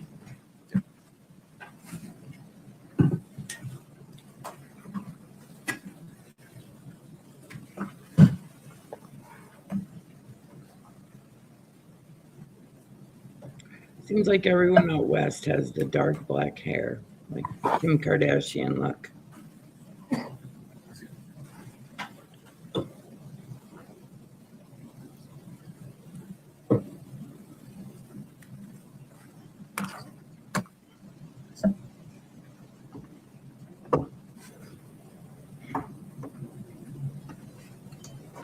All right, jury.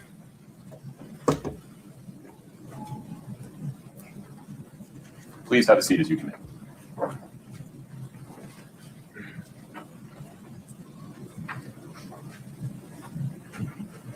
All right, please have a seat. Mr. Bloodworth, State's Exhibit 2-55D is admitted. Would you like us to publish to the jury? Your Honor, one question first, please. Yes. Ms. Barney, do you recall that text exchange that you just read? Yes. What man was the context of that exchange? She received an affidavit on why her house was searched. Your Honor, may the court publish? Yes. Ladies and gentlemen of the jury, you're about to see a text exchange between Ms. Richins in the blue bubbles, Ms. Barney in the green bubbles. You may consider Ms. Richins' statements in the blue bubbles for any purpose. You may not consider Ms. Barney's statements in the green bubbles for their truth. Rather, you may only consider them for the effect they had upon Ms. Richins as the listener of the messages.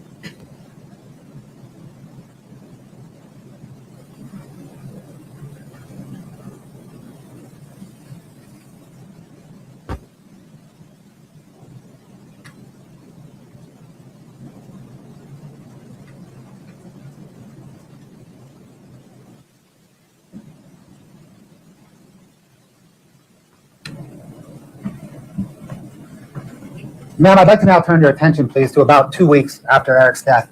On March the 19th, 2022, were you part of a phone call between the defendant, Kouri Richins, and Bryce Knudsen? Yes. Who is Bryce Knudsen? Eric's best friend.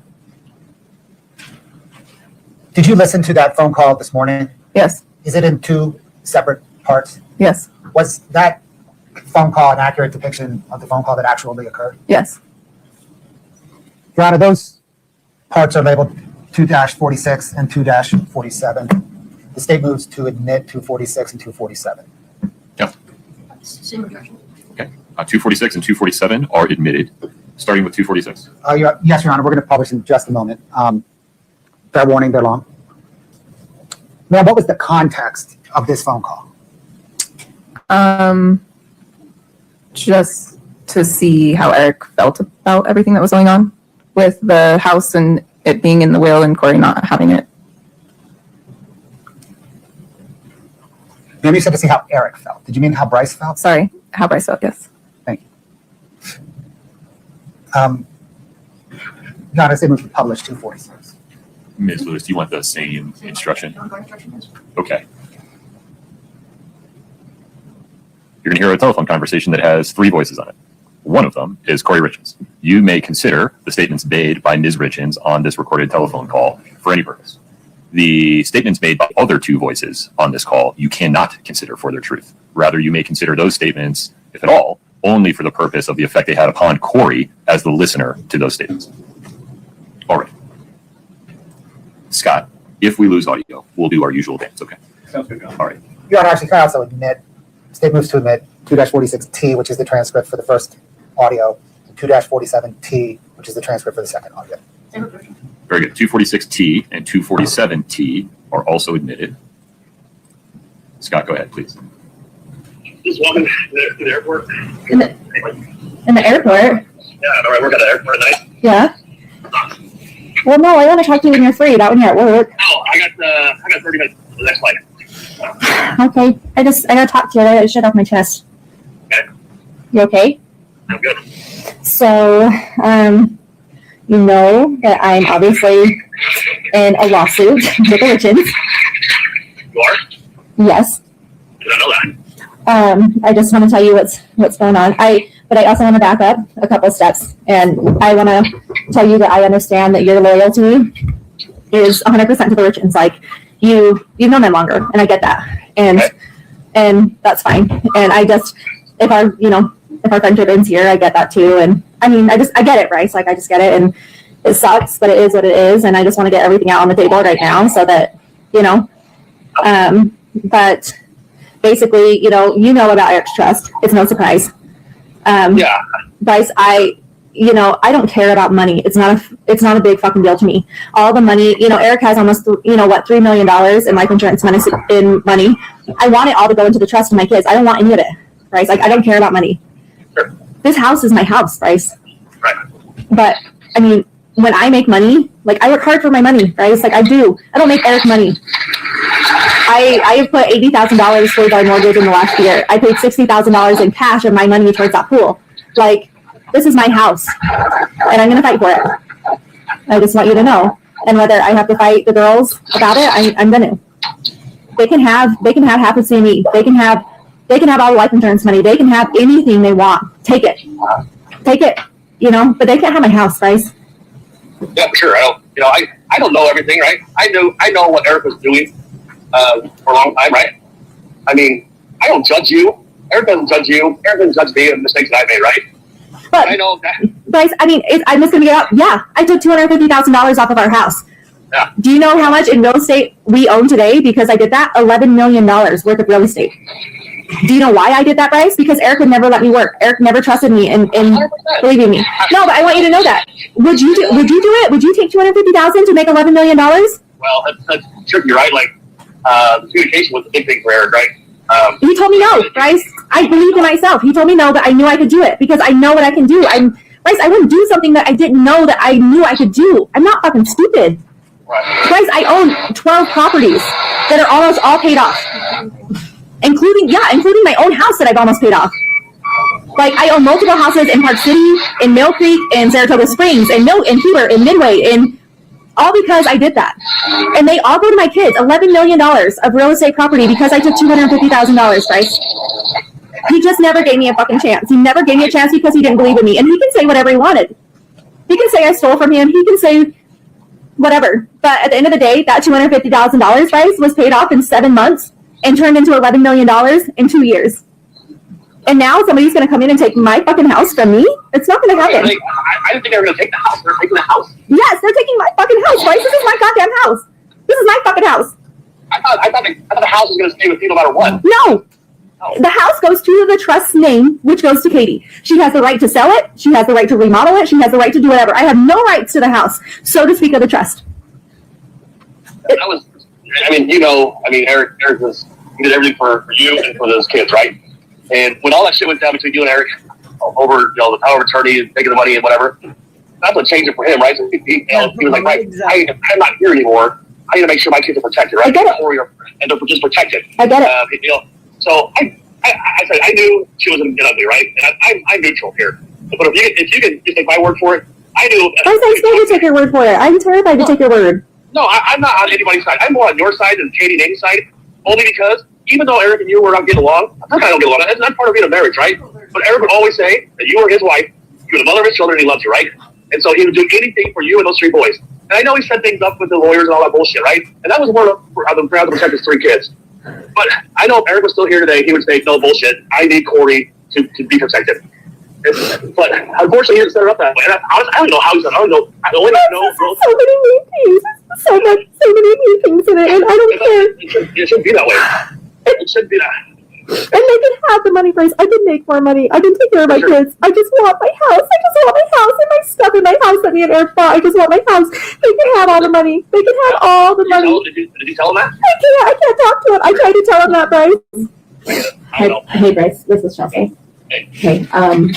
So Kouri has told them, or they're going through like attorney to attorney. It's never been like face to face. Yeah. Do you want me to tell them? Okay, so Kouri has told them that they can take all the life insurance, whatever they have in their name, what Eric left to them, but Kouri just wants her house, which is like a $3 million to $7 million difference. Well, they won't agree to anything until they get the autopsy because they think that Kouri had a part in Eric's death. As in Amy and Katie. They probably not Katie as much as Amy. They think that Kouri has a part in Eric's death. A little far-fetched. I don't think Kouri's going to do that. What? I think that's a little far-fetched. I don't think Kouri's Well, I mean, that's kind of where we're at now. And she just got this phone yesterday. And I'm up here just because she asked me to come up because she's kind of broken right now and she doesn't know what to do. And that's kind of where they're at, where they said they don't want to agree to anything until they get the autopsy back to reassure them that Kouri had no part in Eric's death. So that's kind of where Kouri's like, like how, I don't know. I don't even know. Like, this is all just fucking crazy. I covered these whole there, right? Where the thing that he did, all of this, they were all expecting his story. No, everyone totally understands that. Like, I think everyone understands that. Everyone knows how Kouri and Eric were. Everyone does. Like, even I do. Like, everybody knew how they, we're not fucking stupid. 2 years ago, they were getting a divorce and then they were great. But, like, to say in the moment that they were at when he died, I can honestly say, because I even told Kouri, like, I haven't gotten a call from you in a year that Eric was being an asshole. Like, I haven't gotten that call. Sure. So, like, for me to say, like, Eric wouldn't have turned this around, like, I guarantee Eric would have turned this around. And I'm not saying, like, Kouri needs life insurance. She doesn't. Like, Kouri can make whatever money she wants. But the fact that they're going after her house is what she's just so broken about is because... Well, I don't know what the will say. It just says, so in the will, it says everything that, like, so Eric put the house in the trust. No, not just for the kids, for, like, Katie. So Katie can make all calls up until they are 18 years old. Yeah, she not just that, no, she used the power of the trust, too. So, like, Eric put the house, so Eric not only put his part of the house, but he put Kouri's equity in the house in the trust. So Kouri has no fucking say right now, unless she fights it with a lawyer, which she's doing right now. But also, he put half of his business in the half that, so him and Cody signed a, I don't know, some like insurance thing to where if one of the partners died, that half would go to the widow. Well, Eric signed his half that would go to the widow into the trust.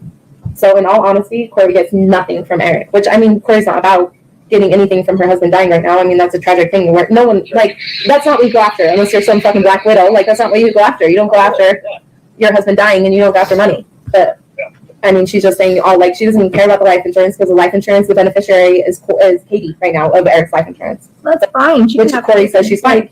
And like, in all honesty, like if you weigh out how much Katie gets in the will and how much Kouri is asking for, it's compared to 7 million to 3 million. Like Kouri has already weighed her assets on everything, and with Kouri's house and like everything that is in her house, she would probably get $3 million for that. And Katie, with the life insurance and everything she's getting out of it, she's getting 7 million. So it's like, you know, like all Kouri is asking for is her house. But they're not agreeing to that because they are coming up with the fact that Kouri has a say, or has a, like Kouri was an accomplice in how Eric died, is what they're saying. If that makes sense. That makes sense. I have not talked to Jean or anybody. Well, I mean, there's no reason to talk to Jean because Jean's kind of Switzerland on this whole thing. Yeah, I know that. Yeah, but I mean, with all being said, it all comes down to Kouri can't attend Eric's celebration of life.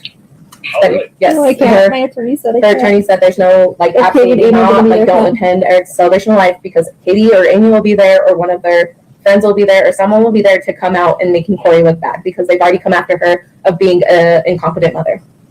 Amy said I was an incompetent mother of Saturday night. Tell them that. I didn't say On that. Saturday, Amy has come out to her lawyer saying that Saturday night, the night that you came over and we were all drinking, that Kouri was an incompetent mother and couldn't take care of her own kids that night. So Amy had to take care of them, which Amy had no part of taking care of them because Lisa and DJ were here. And so they're filing a suit saying So they're filing a suit trying to make Kouri look out as a incompetent mother. Yeah, I don't agree with that. I know. And Thank God, Bryce, and thank Kouri you. kept saying like all day, she's like, I need to call Bryce. I want to talk to him. But I don't know how to go about it because Bryce is like a rich inside. And it fucking sucks that there's like a rich inside and there's like a Kouri side. Like it's fucking like that's like, that's fucked up, you know? Like fuck. Like this isn't what this should be about. Like we shouldn't fucking like grieve about Eric's death about being whose side is who. Like it should be all one and one and we should come together as a fucking family and just like love each other and like I agree. And I just put myself, I said if I could talk to Eric today, and there's 1,000 conversations him and I had, you know, about what would happen if I weren't here, what would happen if he weren't here. And honestly, to me, I know what Eric would want. Now, I get he put shit in writing, right? I get he learned this. He got his feelings hurt and shit happened 2 years ago. you got baby feelings hurt. And so I know for a fact that if he knew this was going to happen, I think he would have made the changes. You would have. Bryce, I am not a bad mom. Like I am not a bad fucking mom. And Amy told me I was a bad mom. The Richins girls don't play nice, and they never have, and never will. No. But that's kind of like ultimately what she wanted to call you about was that she just can't make the celebration of life. And she feels awful about it. She doesn't want, I mean, and if you continue to do it, whether you cancel it or not, like if you continue to do it, she doesn't want to come out as looking as the bad guy that she's not there. Oh, I get it.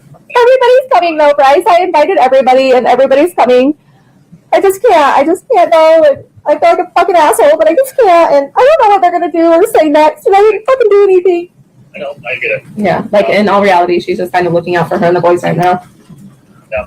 Well, just so you know, Kouri, I have no part of any of this. My goal for as long as I'm on this hammer is just I mean, Kouri, I get things are going to transpire in the next however many years, right?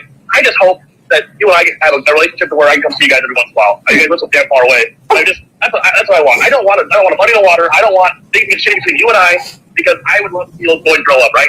Because once those boys grow up would be the world of Eric, and him and I made promises to one another that if something were to happen to either one of us, then that's what we do for one another. And Kouri, I get it. Like, Brooke and I stuck up being married too. Like, shit happens. And unfortunately, Eric put some shit in writing because he got his feelings hurt. But at the end of the day, he loves you, and he loves his boys, and he said the same thing today if he was here. So, Yeah, I agree. I get it. but hey, let me call you back if I can. I played advantage. Yeah. Okay. All right. Call us back. I'll do it.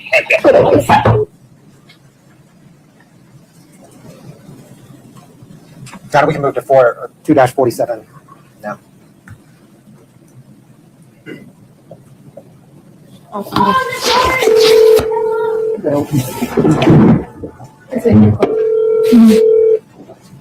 What happened? Okay, Ash, hold on. Hi, guys, you freaking creeper. You have reached right. Hi, guys. Hey. Sorry, my phone is on silent. No worries. So ultimately, Kouri, I guess I said I support you, right? I can't get involved. I can't get involved anyway, right? Like, I don't have a dog in a fight. But I feel bad for you. I mean, at know I feel bad that this has to go this way. I wish the Richins would just be easier. That this has to go this way. I wish the Richins would just be easier. But I feel bad for you. I mean, I know I feel bad. No problem. Let's fix that. One moment, please.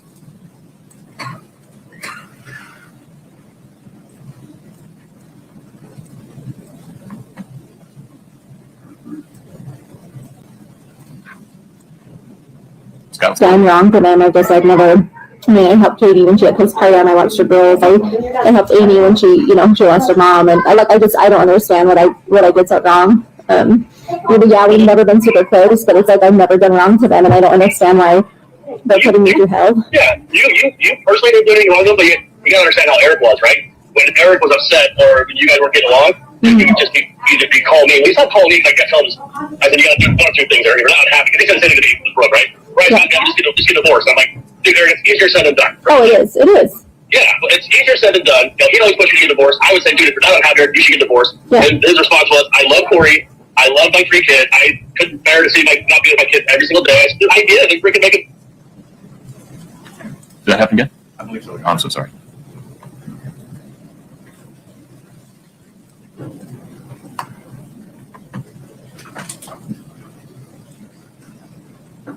When people describe Eric is a great guy. He really is, right? But he also, no one's perfect. And I always tell him, like, you need to relax a little bit. Like, it's funny that. I think we jumped out a little when the recording restarted. Do we need to go backward a little bit? Yes. Okay. It's out of your end, right? When people do, I did kids first, they'll get them done.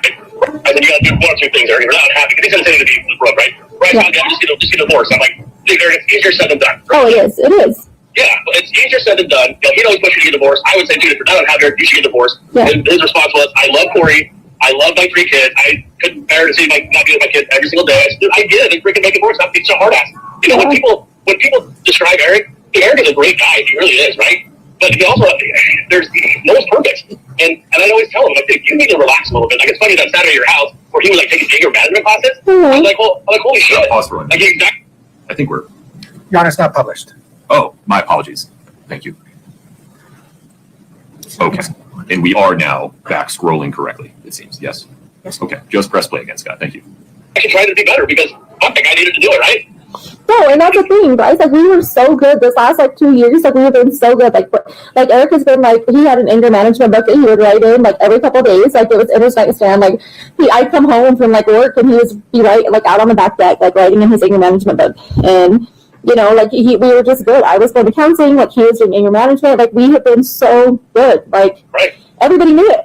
We were going on double dates. We were going out more. We did weekly date nights. It doesn't make any fucking sense. And now all of a sudden, Katie and Amy are attacking me for no fucking reason. I don't get it. I don't fucking get it. And all Katie and Amy ever heard about you was always the bad shit, right? They did, and Eric, when things were good between you guys, Eric wasn't calling me or anybody else, mostly Katie and Amy, right? Hey, Kouri did this awesome. She did this awesome. This is great, right? Yeah. He would only call the bitch about what you were doing, what you were doing, right? And so I heard of the negative shit, right? Yeah. I said, I'm sorry. And I said, I wish we could have a lifeline to Eric right now. And because I know if he could talk, he would say, no. Yeah. He would explain it. Yes. He set things up to protect his kids, but it wasn't saying anything else to try to fuck you. No. He loved you all the time. Every day he told you, And yeah, I said, we all fight, but he'd always say, I love Kouri. She's the mother of my children and my wife. I'm going to do whatever it takes. Good for you, brother. That's what you have to do, right? Well, yeah, I just hate that you guys have to go down this route now because the things that Eric put into place with a lawyer. And that was 2 years ago. Jesus Christ, we've come so far in 2 years. And it's if Eric redid his shit, last month we sat down and talked about every asset that we had, everything we had. And Eric was like, holy fucking shit, he was just also taken by surprise. He just was that $250,000 is the best thing you've ever done. And I was like, I know, you just didn't believe in me. And, and I was like, and now it all goes to our kids. Our kids are taken care of for life. And if he redid it today, it would be fucking different. And now everything is just so fucked up. It's just a nightmare. It's just a nightmare. And every day they're coming at me with something. I'm getting charged with fucking assault. I'm getting charged with... Your Honor, we approach. Of course.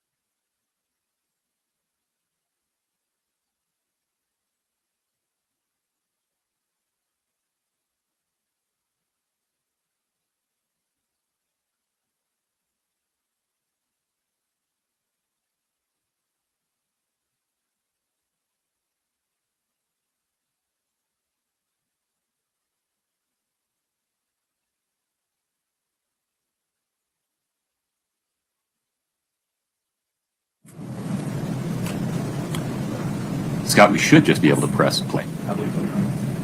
They have 4 charges against me right now. One is theft of trust property. One is Can I have a moment? Okay.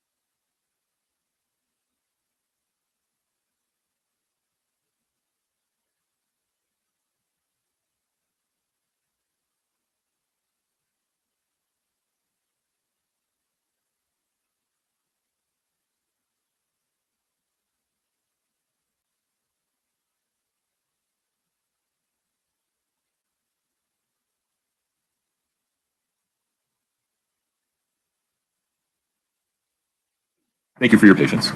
You've just heard and may hear an additional reference or two by Ms. Richins in this recording to charges, quote unquote.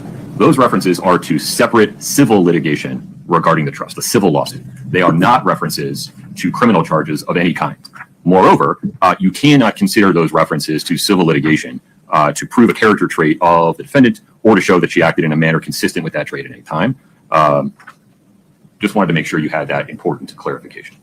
Ms. Lewis, anything further on that? Not for now, thank you. Mr. Blicker? No, Your Honor. Okay. Ms. Lewis, may we continue the recording? Yes, sure. Okay. Scott, go ahead.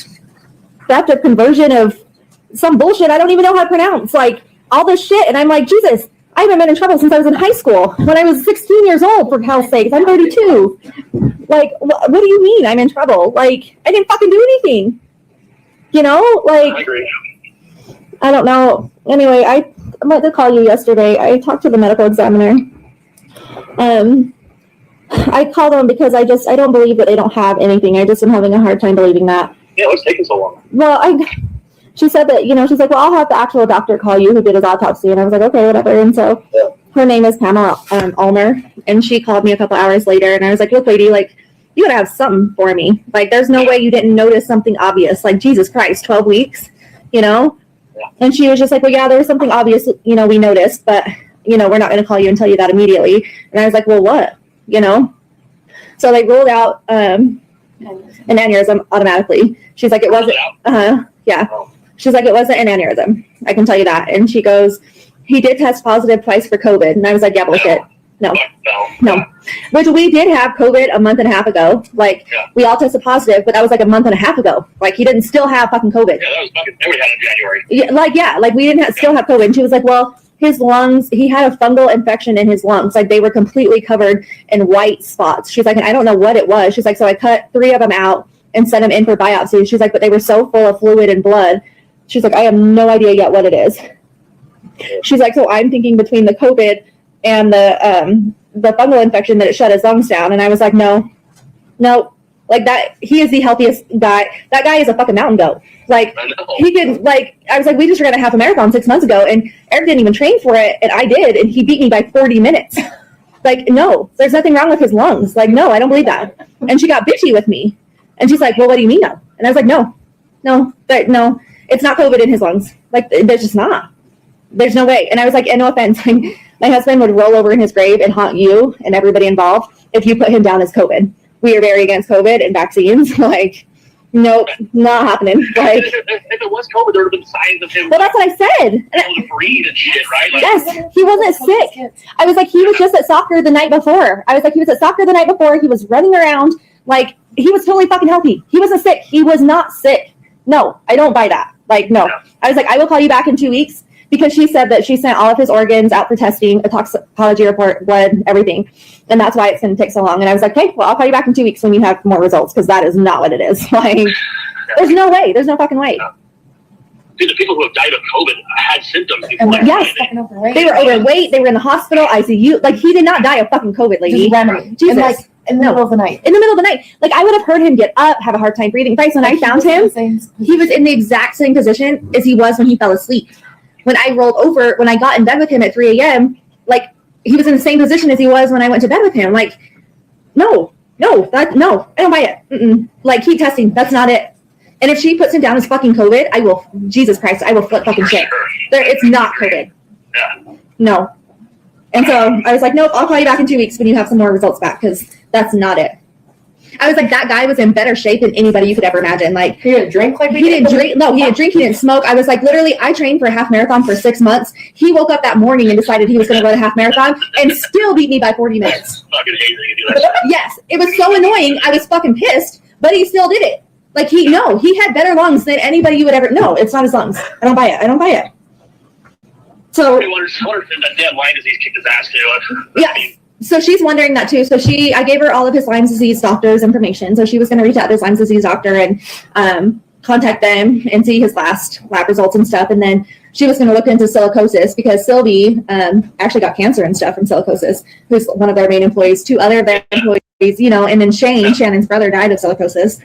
But I was like, no, he doesn't have silicosis. Like, I just sent him in for testing 5 years ago, and his lungs were 100%. From all the dust and shit. Yeah. And everything. Yes. And I was like, trust me, the last 5 years. Like, he drives around in a truck, lady. Like, it's not, because she was like, what does he do for a living? And I told her, and I was like, but that's not it. Like, he owns a company. He doesn't cut it. He's the owner. He's not the employee. He's not the main cutter by any means. Yep. She's like, well, I'm just going to look into it. And I was like, okay, you can look into it if you want, but that's not it. And I was like, and it is not his lungs. Like, you have to go with something else. Like, I was pissed when she said that. I was like, he will roll over in his grave. You put him down for COVID. And so she was just, I don't know, kind of snippy after that. Yeah, I'm sorry you have to go through this. I knew that this was going to get stupid, right? And guys, I don't want anything. I think you're doing the right thing, though, right? Like, you were married to Eric for almost 10 years. You knew the ins and outs of your relationship. I get Eric set things up legally with a lawyer to protect, the company that he had and his 3 boys. The shit was not going right with you two. I get it. Bryce, did you really think I was just going to screw Eric and take everything he had? Like, why? No, but he was worried about it, right? Just because, I'm not saying you personally, but the people we've known over the years, you think you hear shit on the media, right? Like, the wife takes her husband for everything he's got because he didn't do everything the right way, right? And I didn't ever talk about the leg. He never told me exactly what he was doing. He told me what he was doing, right? And every time he'd tell me, like, oh, I went to a lawyer today, it was because I just get everything set up because I don't want my kids to be homeless. I don't want them to be homeless. Oh my God, yeah. But that was when I said shit was going stupid with you. No, right? I get it. And I think if Eric was still here today, and I think he'd change it. He would. Unfortunately, it sucks. He can't. Right now, Katie has all power. At least Katie has power, not Amy, who's probably worse at it. But it just like hurt. I think it was most hurtful the way that he wrote it, Bryce. Like, if you read it, it was just so hurtful the way that he wrote the trust. Like, I get we were in a rocky spot 2 years ago. Did I ever think we would officially divorce and go about our ways? Like, really? Hell, he thought that, right?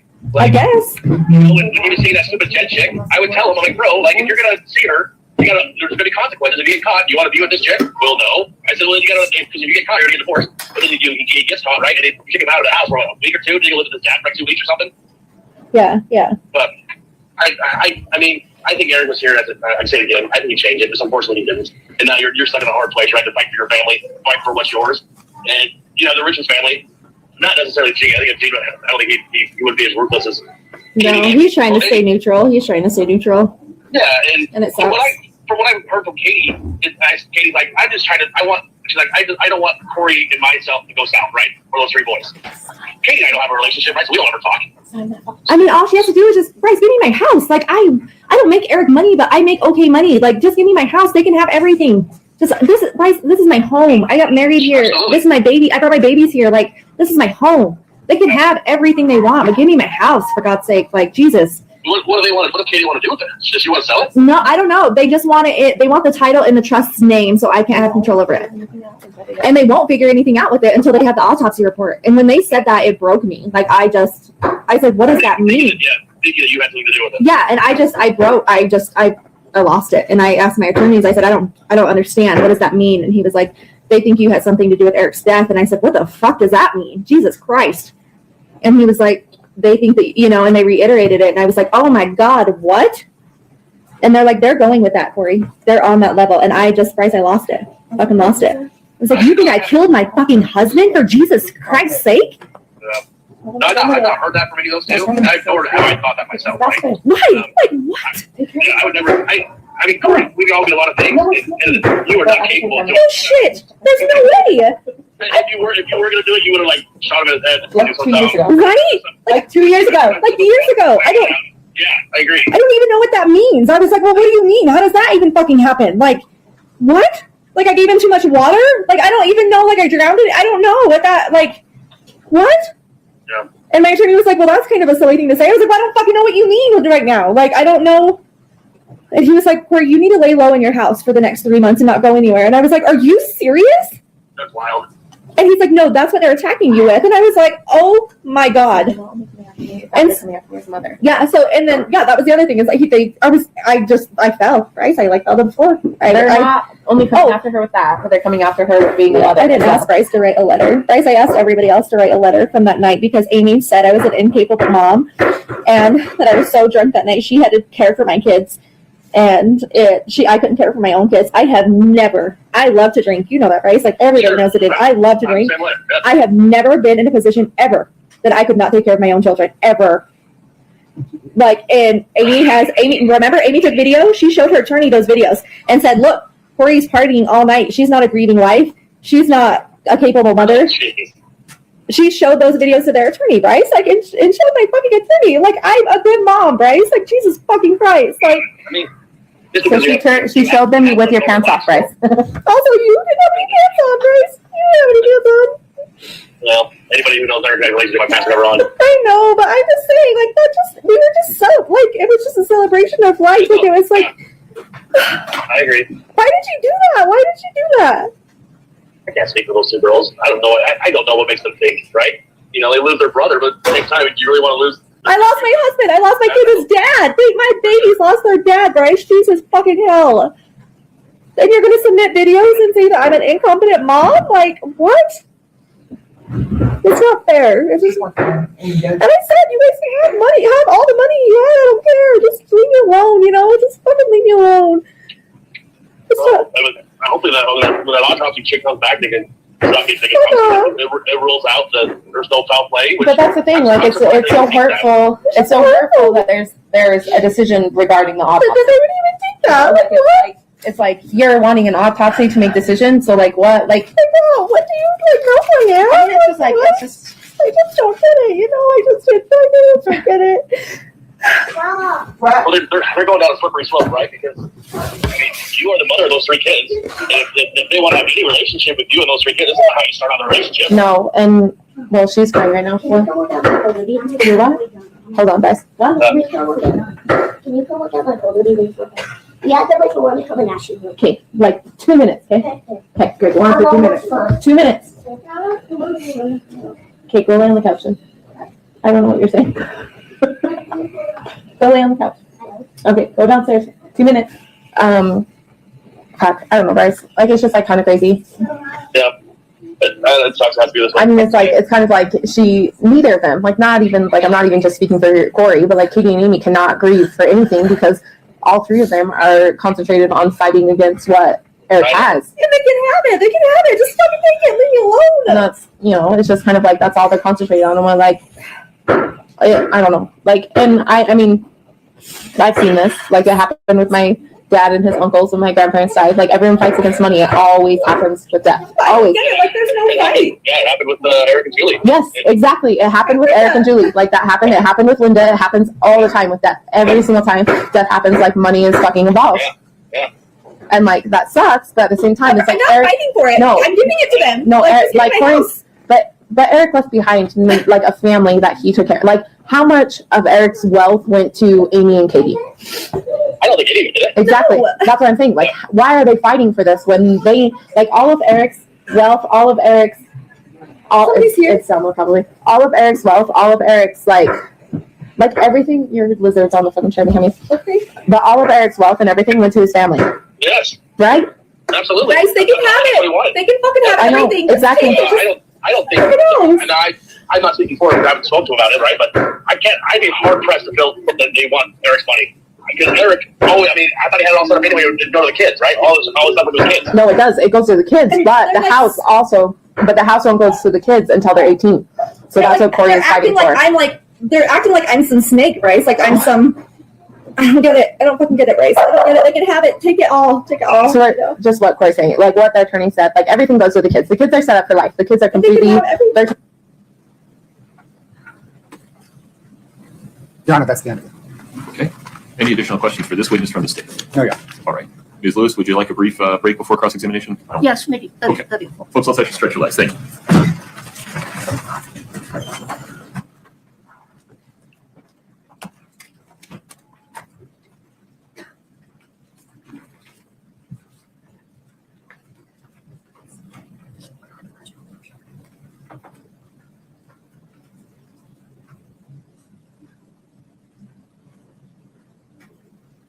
Ms. Barney, same instruction. Go up, stretch your legs, use the restroom. Please do not speak to anybody during the break. Okay. We'll be in recess until 3:10. Thank you.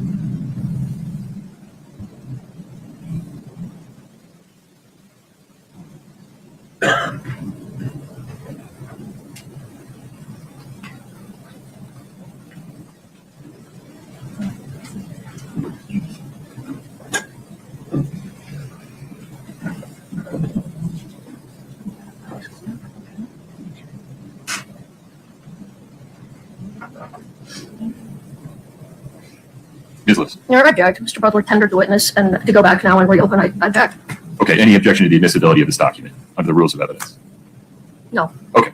It's certainly within the court's discretion to allow direct to be reopened to add one exhibit, particularly before cross has even begun. So anything further, Mr. Bloodworth? No, Your Honor. Ms. Lewis, anything before we bring the jury in? No, Your Honor. Okay. Tracy, if you would get the jury brought in, I'd appreciate it. We're about to. Okay.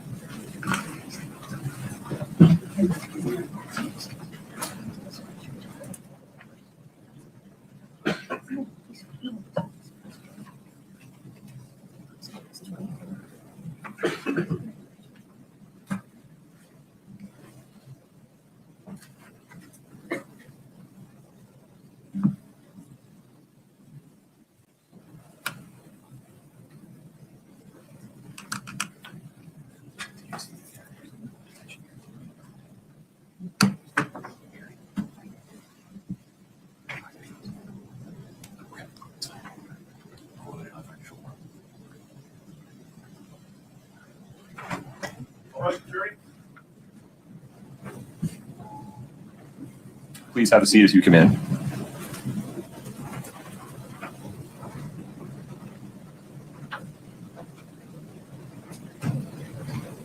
All right, please have a seat.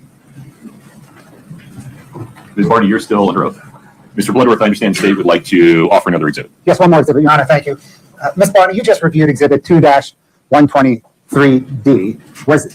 Is that an accurate depiction of a June 6th, 2022 text message exchange between you and Kouri Richins? Yes. Your Honor, the state moves to enter and publish 2-123D. Ms. Lewis. No further objections. 2-123D is admitted, and it is published.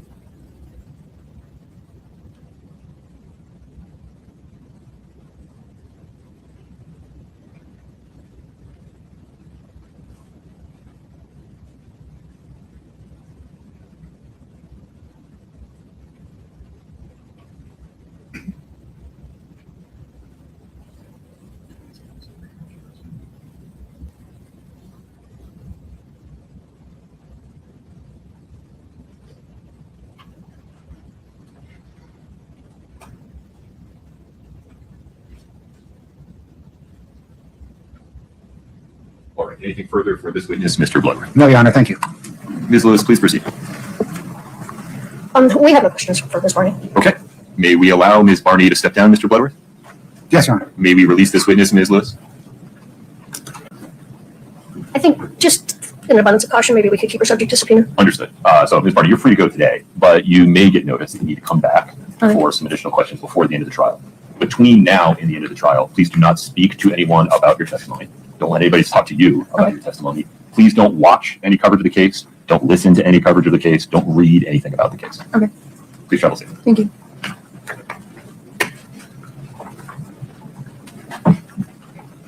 Ms. Blake. Your Honor, the state calls Allie Stakings. Very good.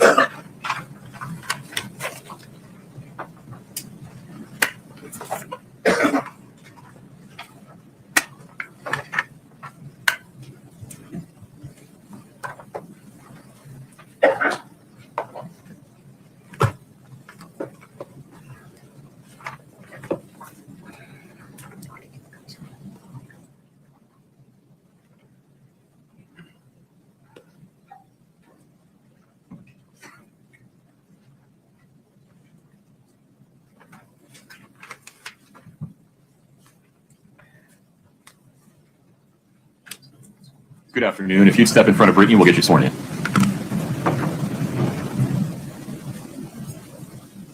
Please raise your right hand. Do you solemnly swear the testimony you're about to give in the matter before the court to be the truth, the whole truth, and nothing but the truth, subject to the pains and penalties of perjury?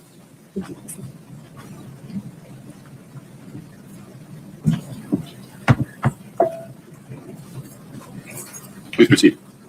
Good afternoon, ma'am. What name is your name? Alameda Staking? Is your last name spelled S-T-A-K-I-N-G-S? No S. S-T-A-K-I-N-G. I'm sorry, there's only one of you.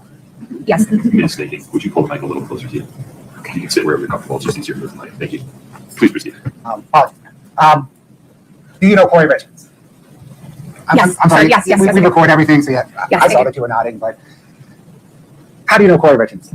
We grew up together, school. When did you first meet her? I met her in, I think, junior high school. Since junior high school, about how often do you see or speak with her? I talked to her pretty frequently. Are you one of her best friends? Yes. Yeah. I was, yeah. You were? I am, yes. Either way? Yes. Okay.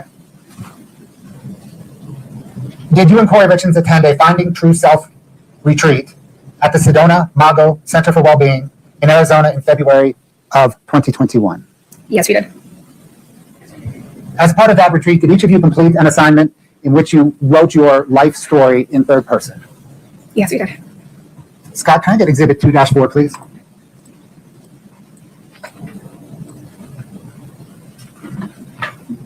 Can you scroll through for the witness and counsel?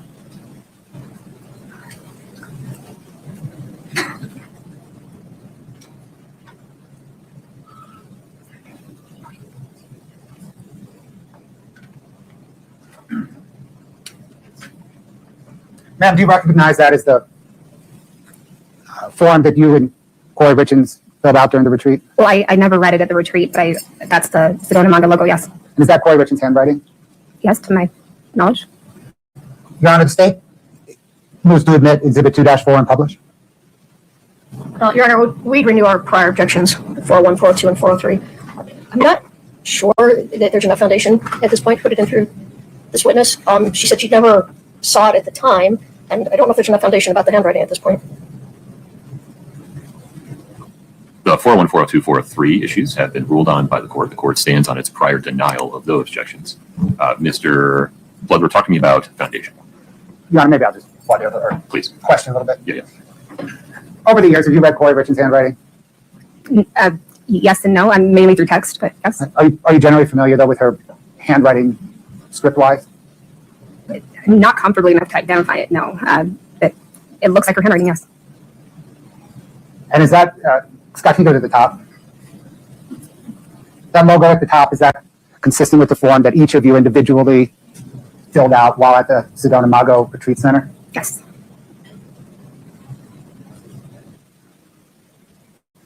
Your Honor, the state moves 2-4 into evidence. Your Honor, we object. She said she's not comfortable enough to identify her handwriting, and she never saw Kouri write this or saw it at the time it was done. Counsel, would you approach for a second?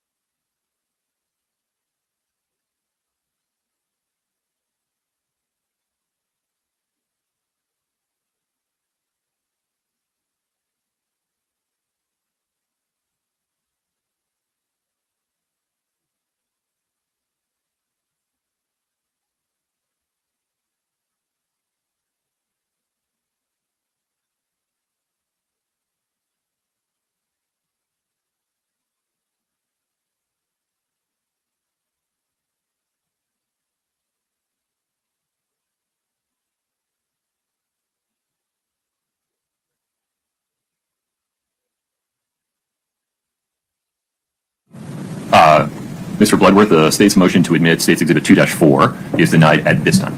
Yes, Your Honor, we'll revisit it. Thank you. Ma'am, are you familiar with Kouri Richins' house flipping business? Yes. How so? We were going to hire her to do work for us. Me and my kid's dad. And did you understand it was a successful business? I did. I believed it to be, yes. Did you know whether or not the business was in any financial distress? No, I did not. Ma'am, are you familiar with Josh Grossman? Yes. How so? I knew that he was.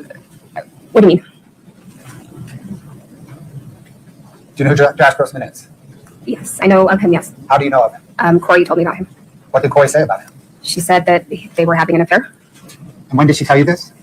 It was about June 2020. Did she tell you the status of that affair when she spoke to you in June 2020? Can you clarify? Was it ongoing at the time? Yes, it was ongoing. Did she ever tell you that the affair was broken off? She did. When did she tell you the affair was broken off? My last visit prior to Eric passing, she told me that she'd ended things with Josh and chose her family. It had been over for about 9 months at that point. And was that last visit you had with Eric Richins on the weekend of February the 20th, 2022? Yes, I believe so. And she said then that she had broken it off 9 months earlier. Yes.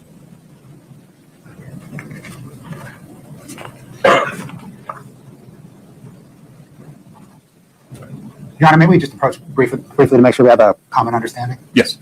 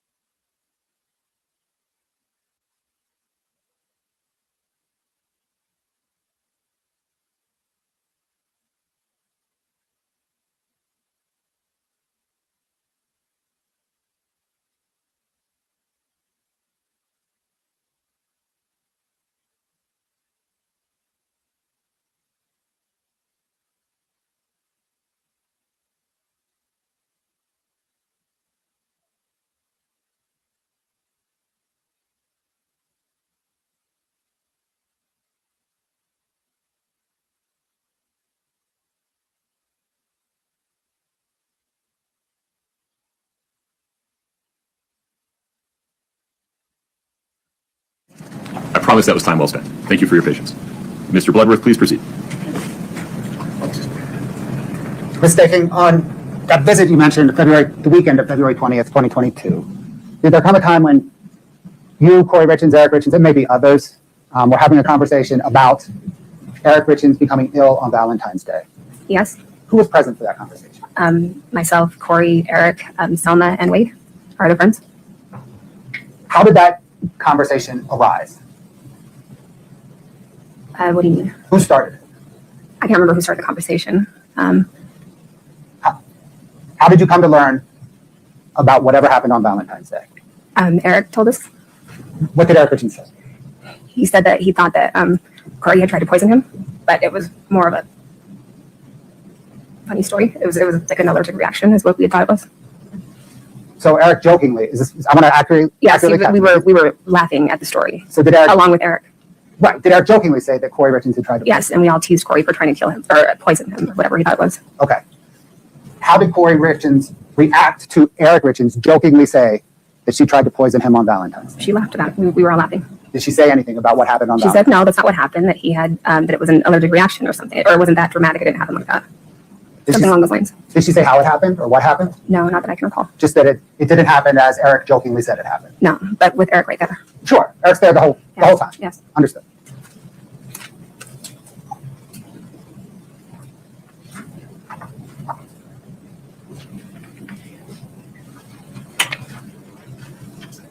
Your Honor, I hate to keep doing this. I just want to bring up one other thing at the bench. No, it's fine. Okay.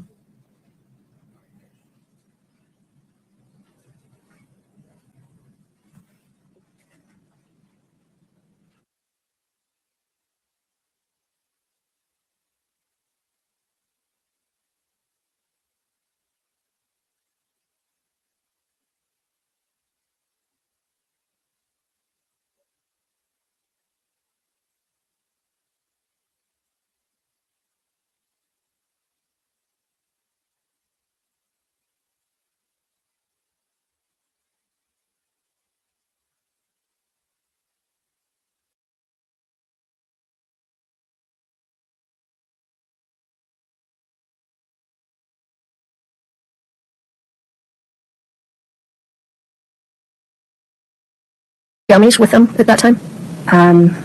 Not on that trip. I didn't. Not on that trip. I don't believe so. No. No, Eric didn't want me to.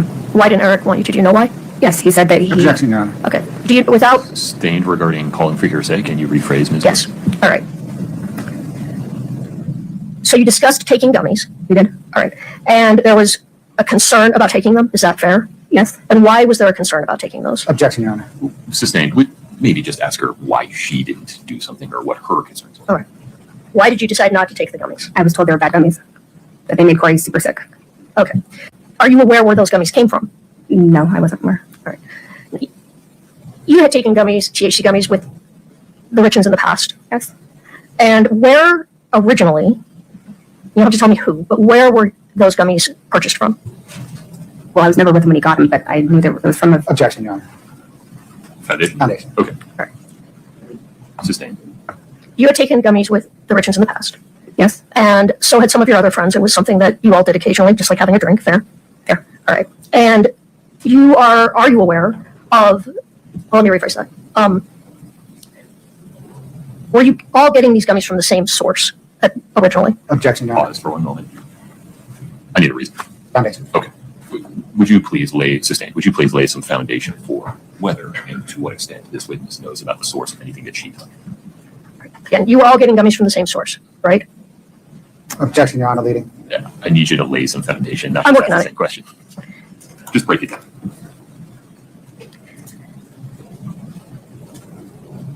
Do you know where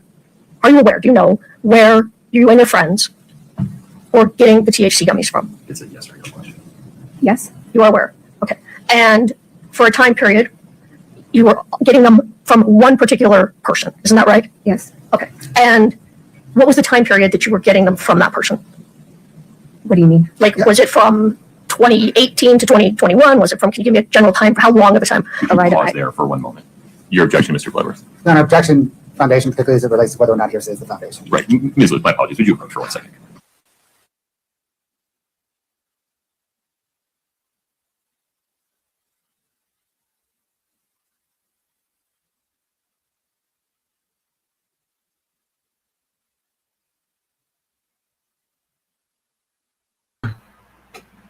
It's been a rough one.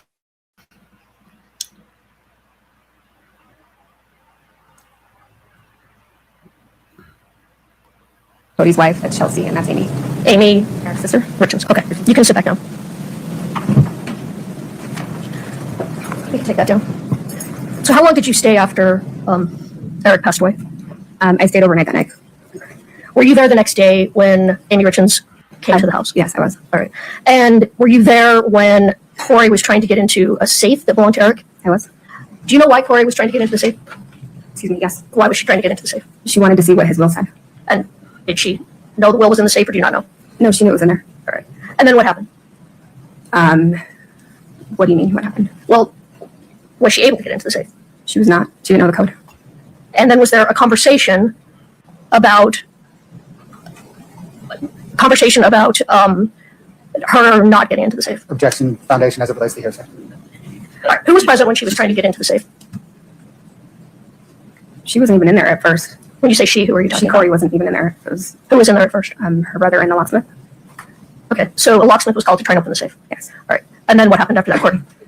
Amy and Bryce were leaving, and Amy saw the logo on the side of the truck and ran into the garage to stop Kouri from getting into the safe. Do you know why she was trying to stop Kouri from getting into the safe? Because Amy was.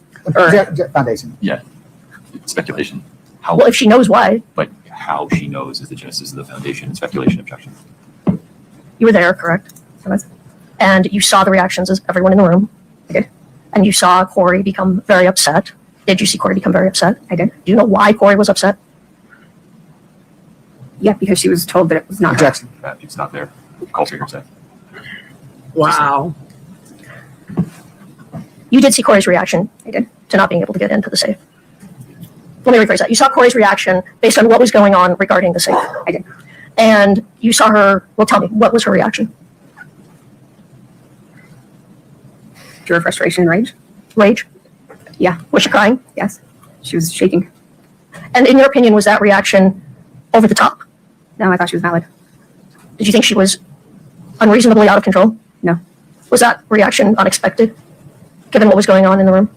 No. Okay. Just one moment. Everybody just have a moment. Of course.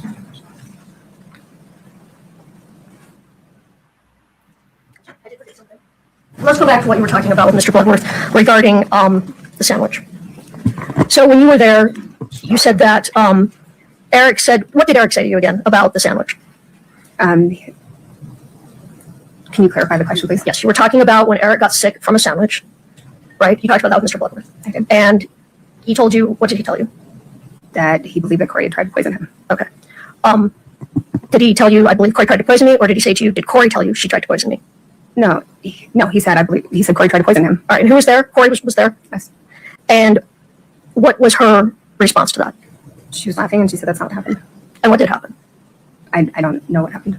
Well, He took a bite of the sandwich and got an allergic reaction and had to shoot himself with an EpiPen. okay, so they talked about that there was an allergic reaction. Yes. Was everyone laughing? Yes, we were all laughing and we jokingly said, "Don't eat what Kouri feeds you." Okay. And did Eric appear upset about what had happened prior with the sandwich? No. Did he seem scared about what had taken place? No. How were he and Kouri getting along when you were there that last visit? They seemed better than I'd seen them in a long time. Okay. With that, I have nothing further. Mr. Bloodworth, any additional questions for Ms. Stakey? Yes, Your Honor, thank you.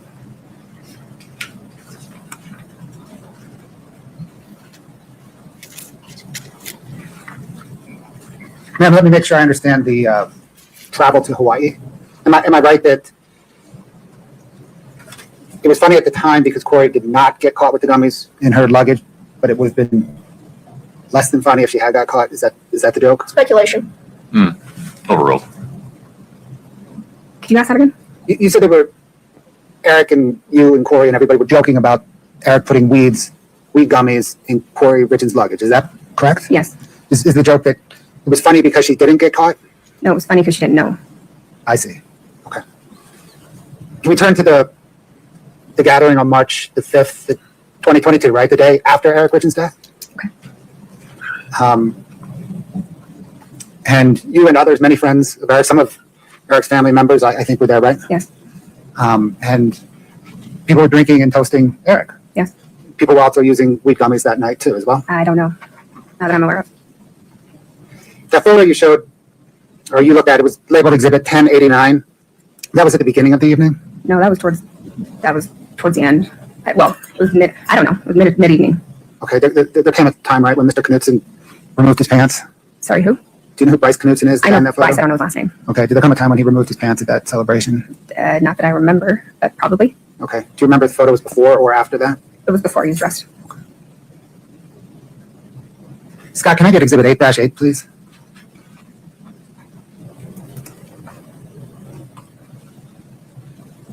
The witness can see it.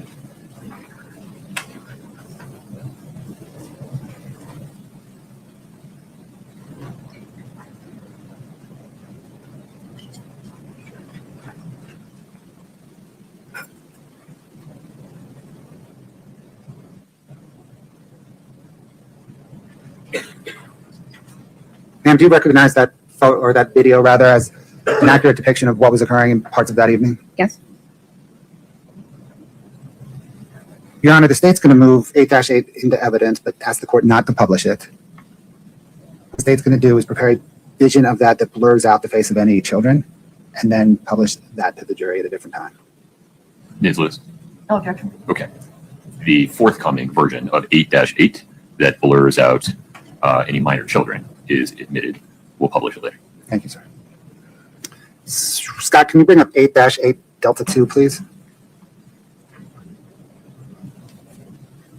Are you able to see it? Okay. Is this supposed to be moving, Scott? Your Honor, it's not. It is a still frame from that video. The state moves 8-8 D2 into evidence. Ms. Lewis? No objection. Okay. 8-8 D2. You're going to mark this later with a sticker? I am, Your Honor. Okay. Is admitted. Would you like to publish? Yes, Your Honor. Okay.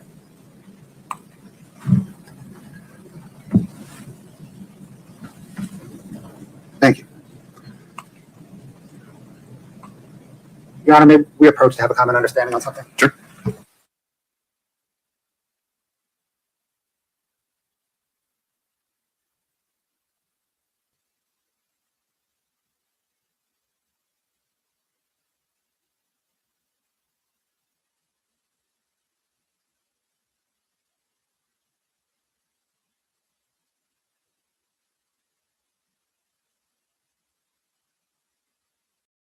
On the record today, before I do that, Mr. Bloodworth. A brief disclosure, Your Honor.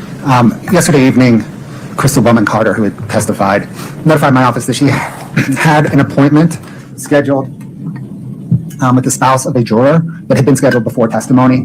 The spouse of the juror called her office and said, "Hey, do you still want me to come in or not?" Crystal Bowman-Carter advised the potential client not come in until after the trial, and that's where it stands. I forwarded Crystal Bowman-Carter's text message disclosing this to the defense. Okay. Anything further on that, Ms. Lewis? Do you know if that playground was made before the trial started? Yes. No. Okay. Anything else in the remaining public session today, Mr. Blake? No, Your Honor. Ms. Lewis, Ms. No. Nestor, Mr. Ramos? No, Your Honor. Okay. If I can have counsel in the litigation teams stay put. Everybody else, 8:30 a.m. Monday morning. Thank you for your patience. Enjoy your week.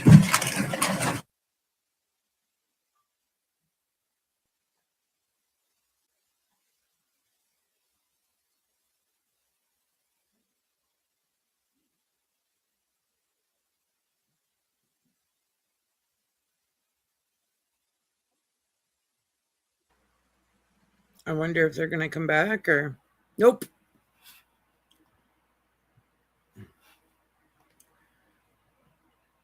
All right, y'all. It's been real. It's been fun. Don't forget to like, share, and subscribe. And I'm going to be working on my first week lineup. Mostly just talk about, go over the witnesses, what brought them there for the trial, stuff like that. Give a little bit of my opinion. So I'll be working on that. I'm going to put this video out now and do the one that's going tomorrow. Do that tomorrow night. I think I'll just keep these for now, just recording them. I think that's easier. No one really watches the live anyway, so it's not a big deal. All right. Well, in the meantime, stay safe, and I'll see you in the next one. All right. Bye-bye.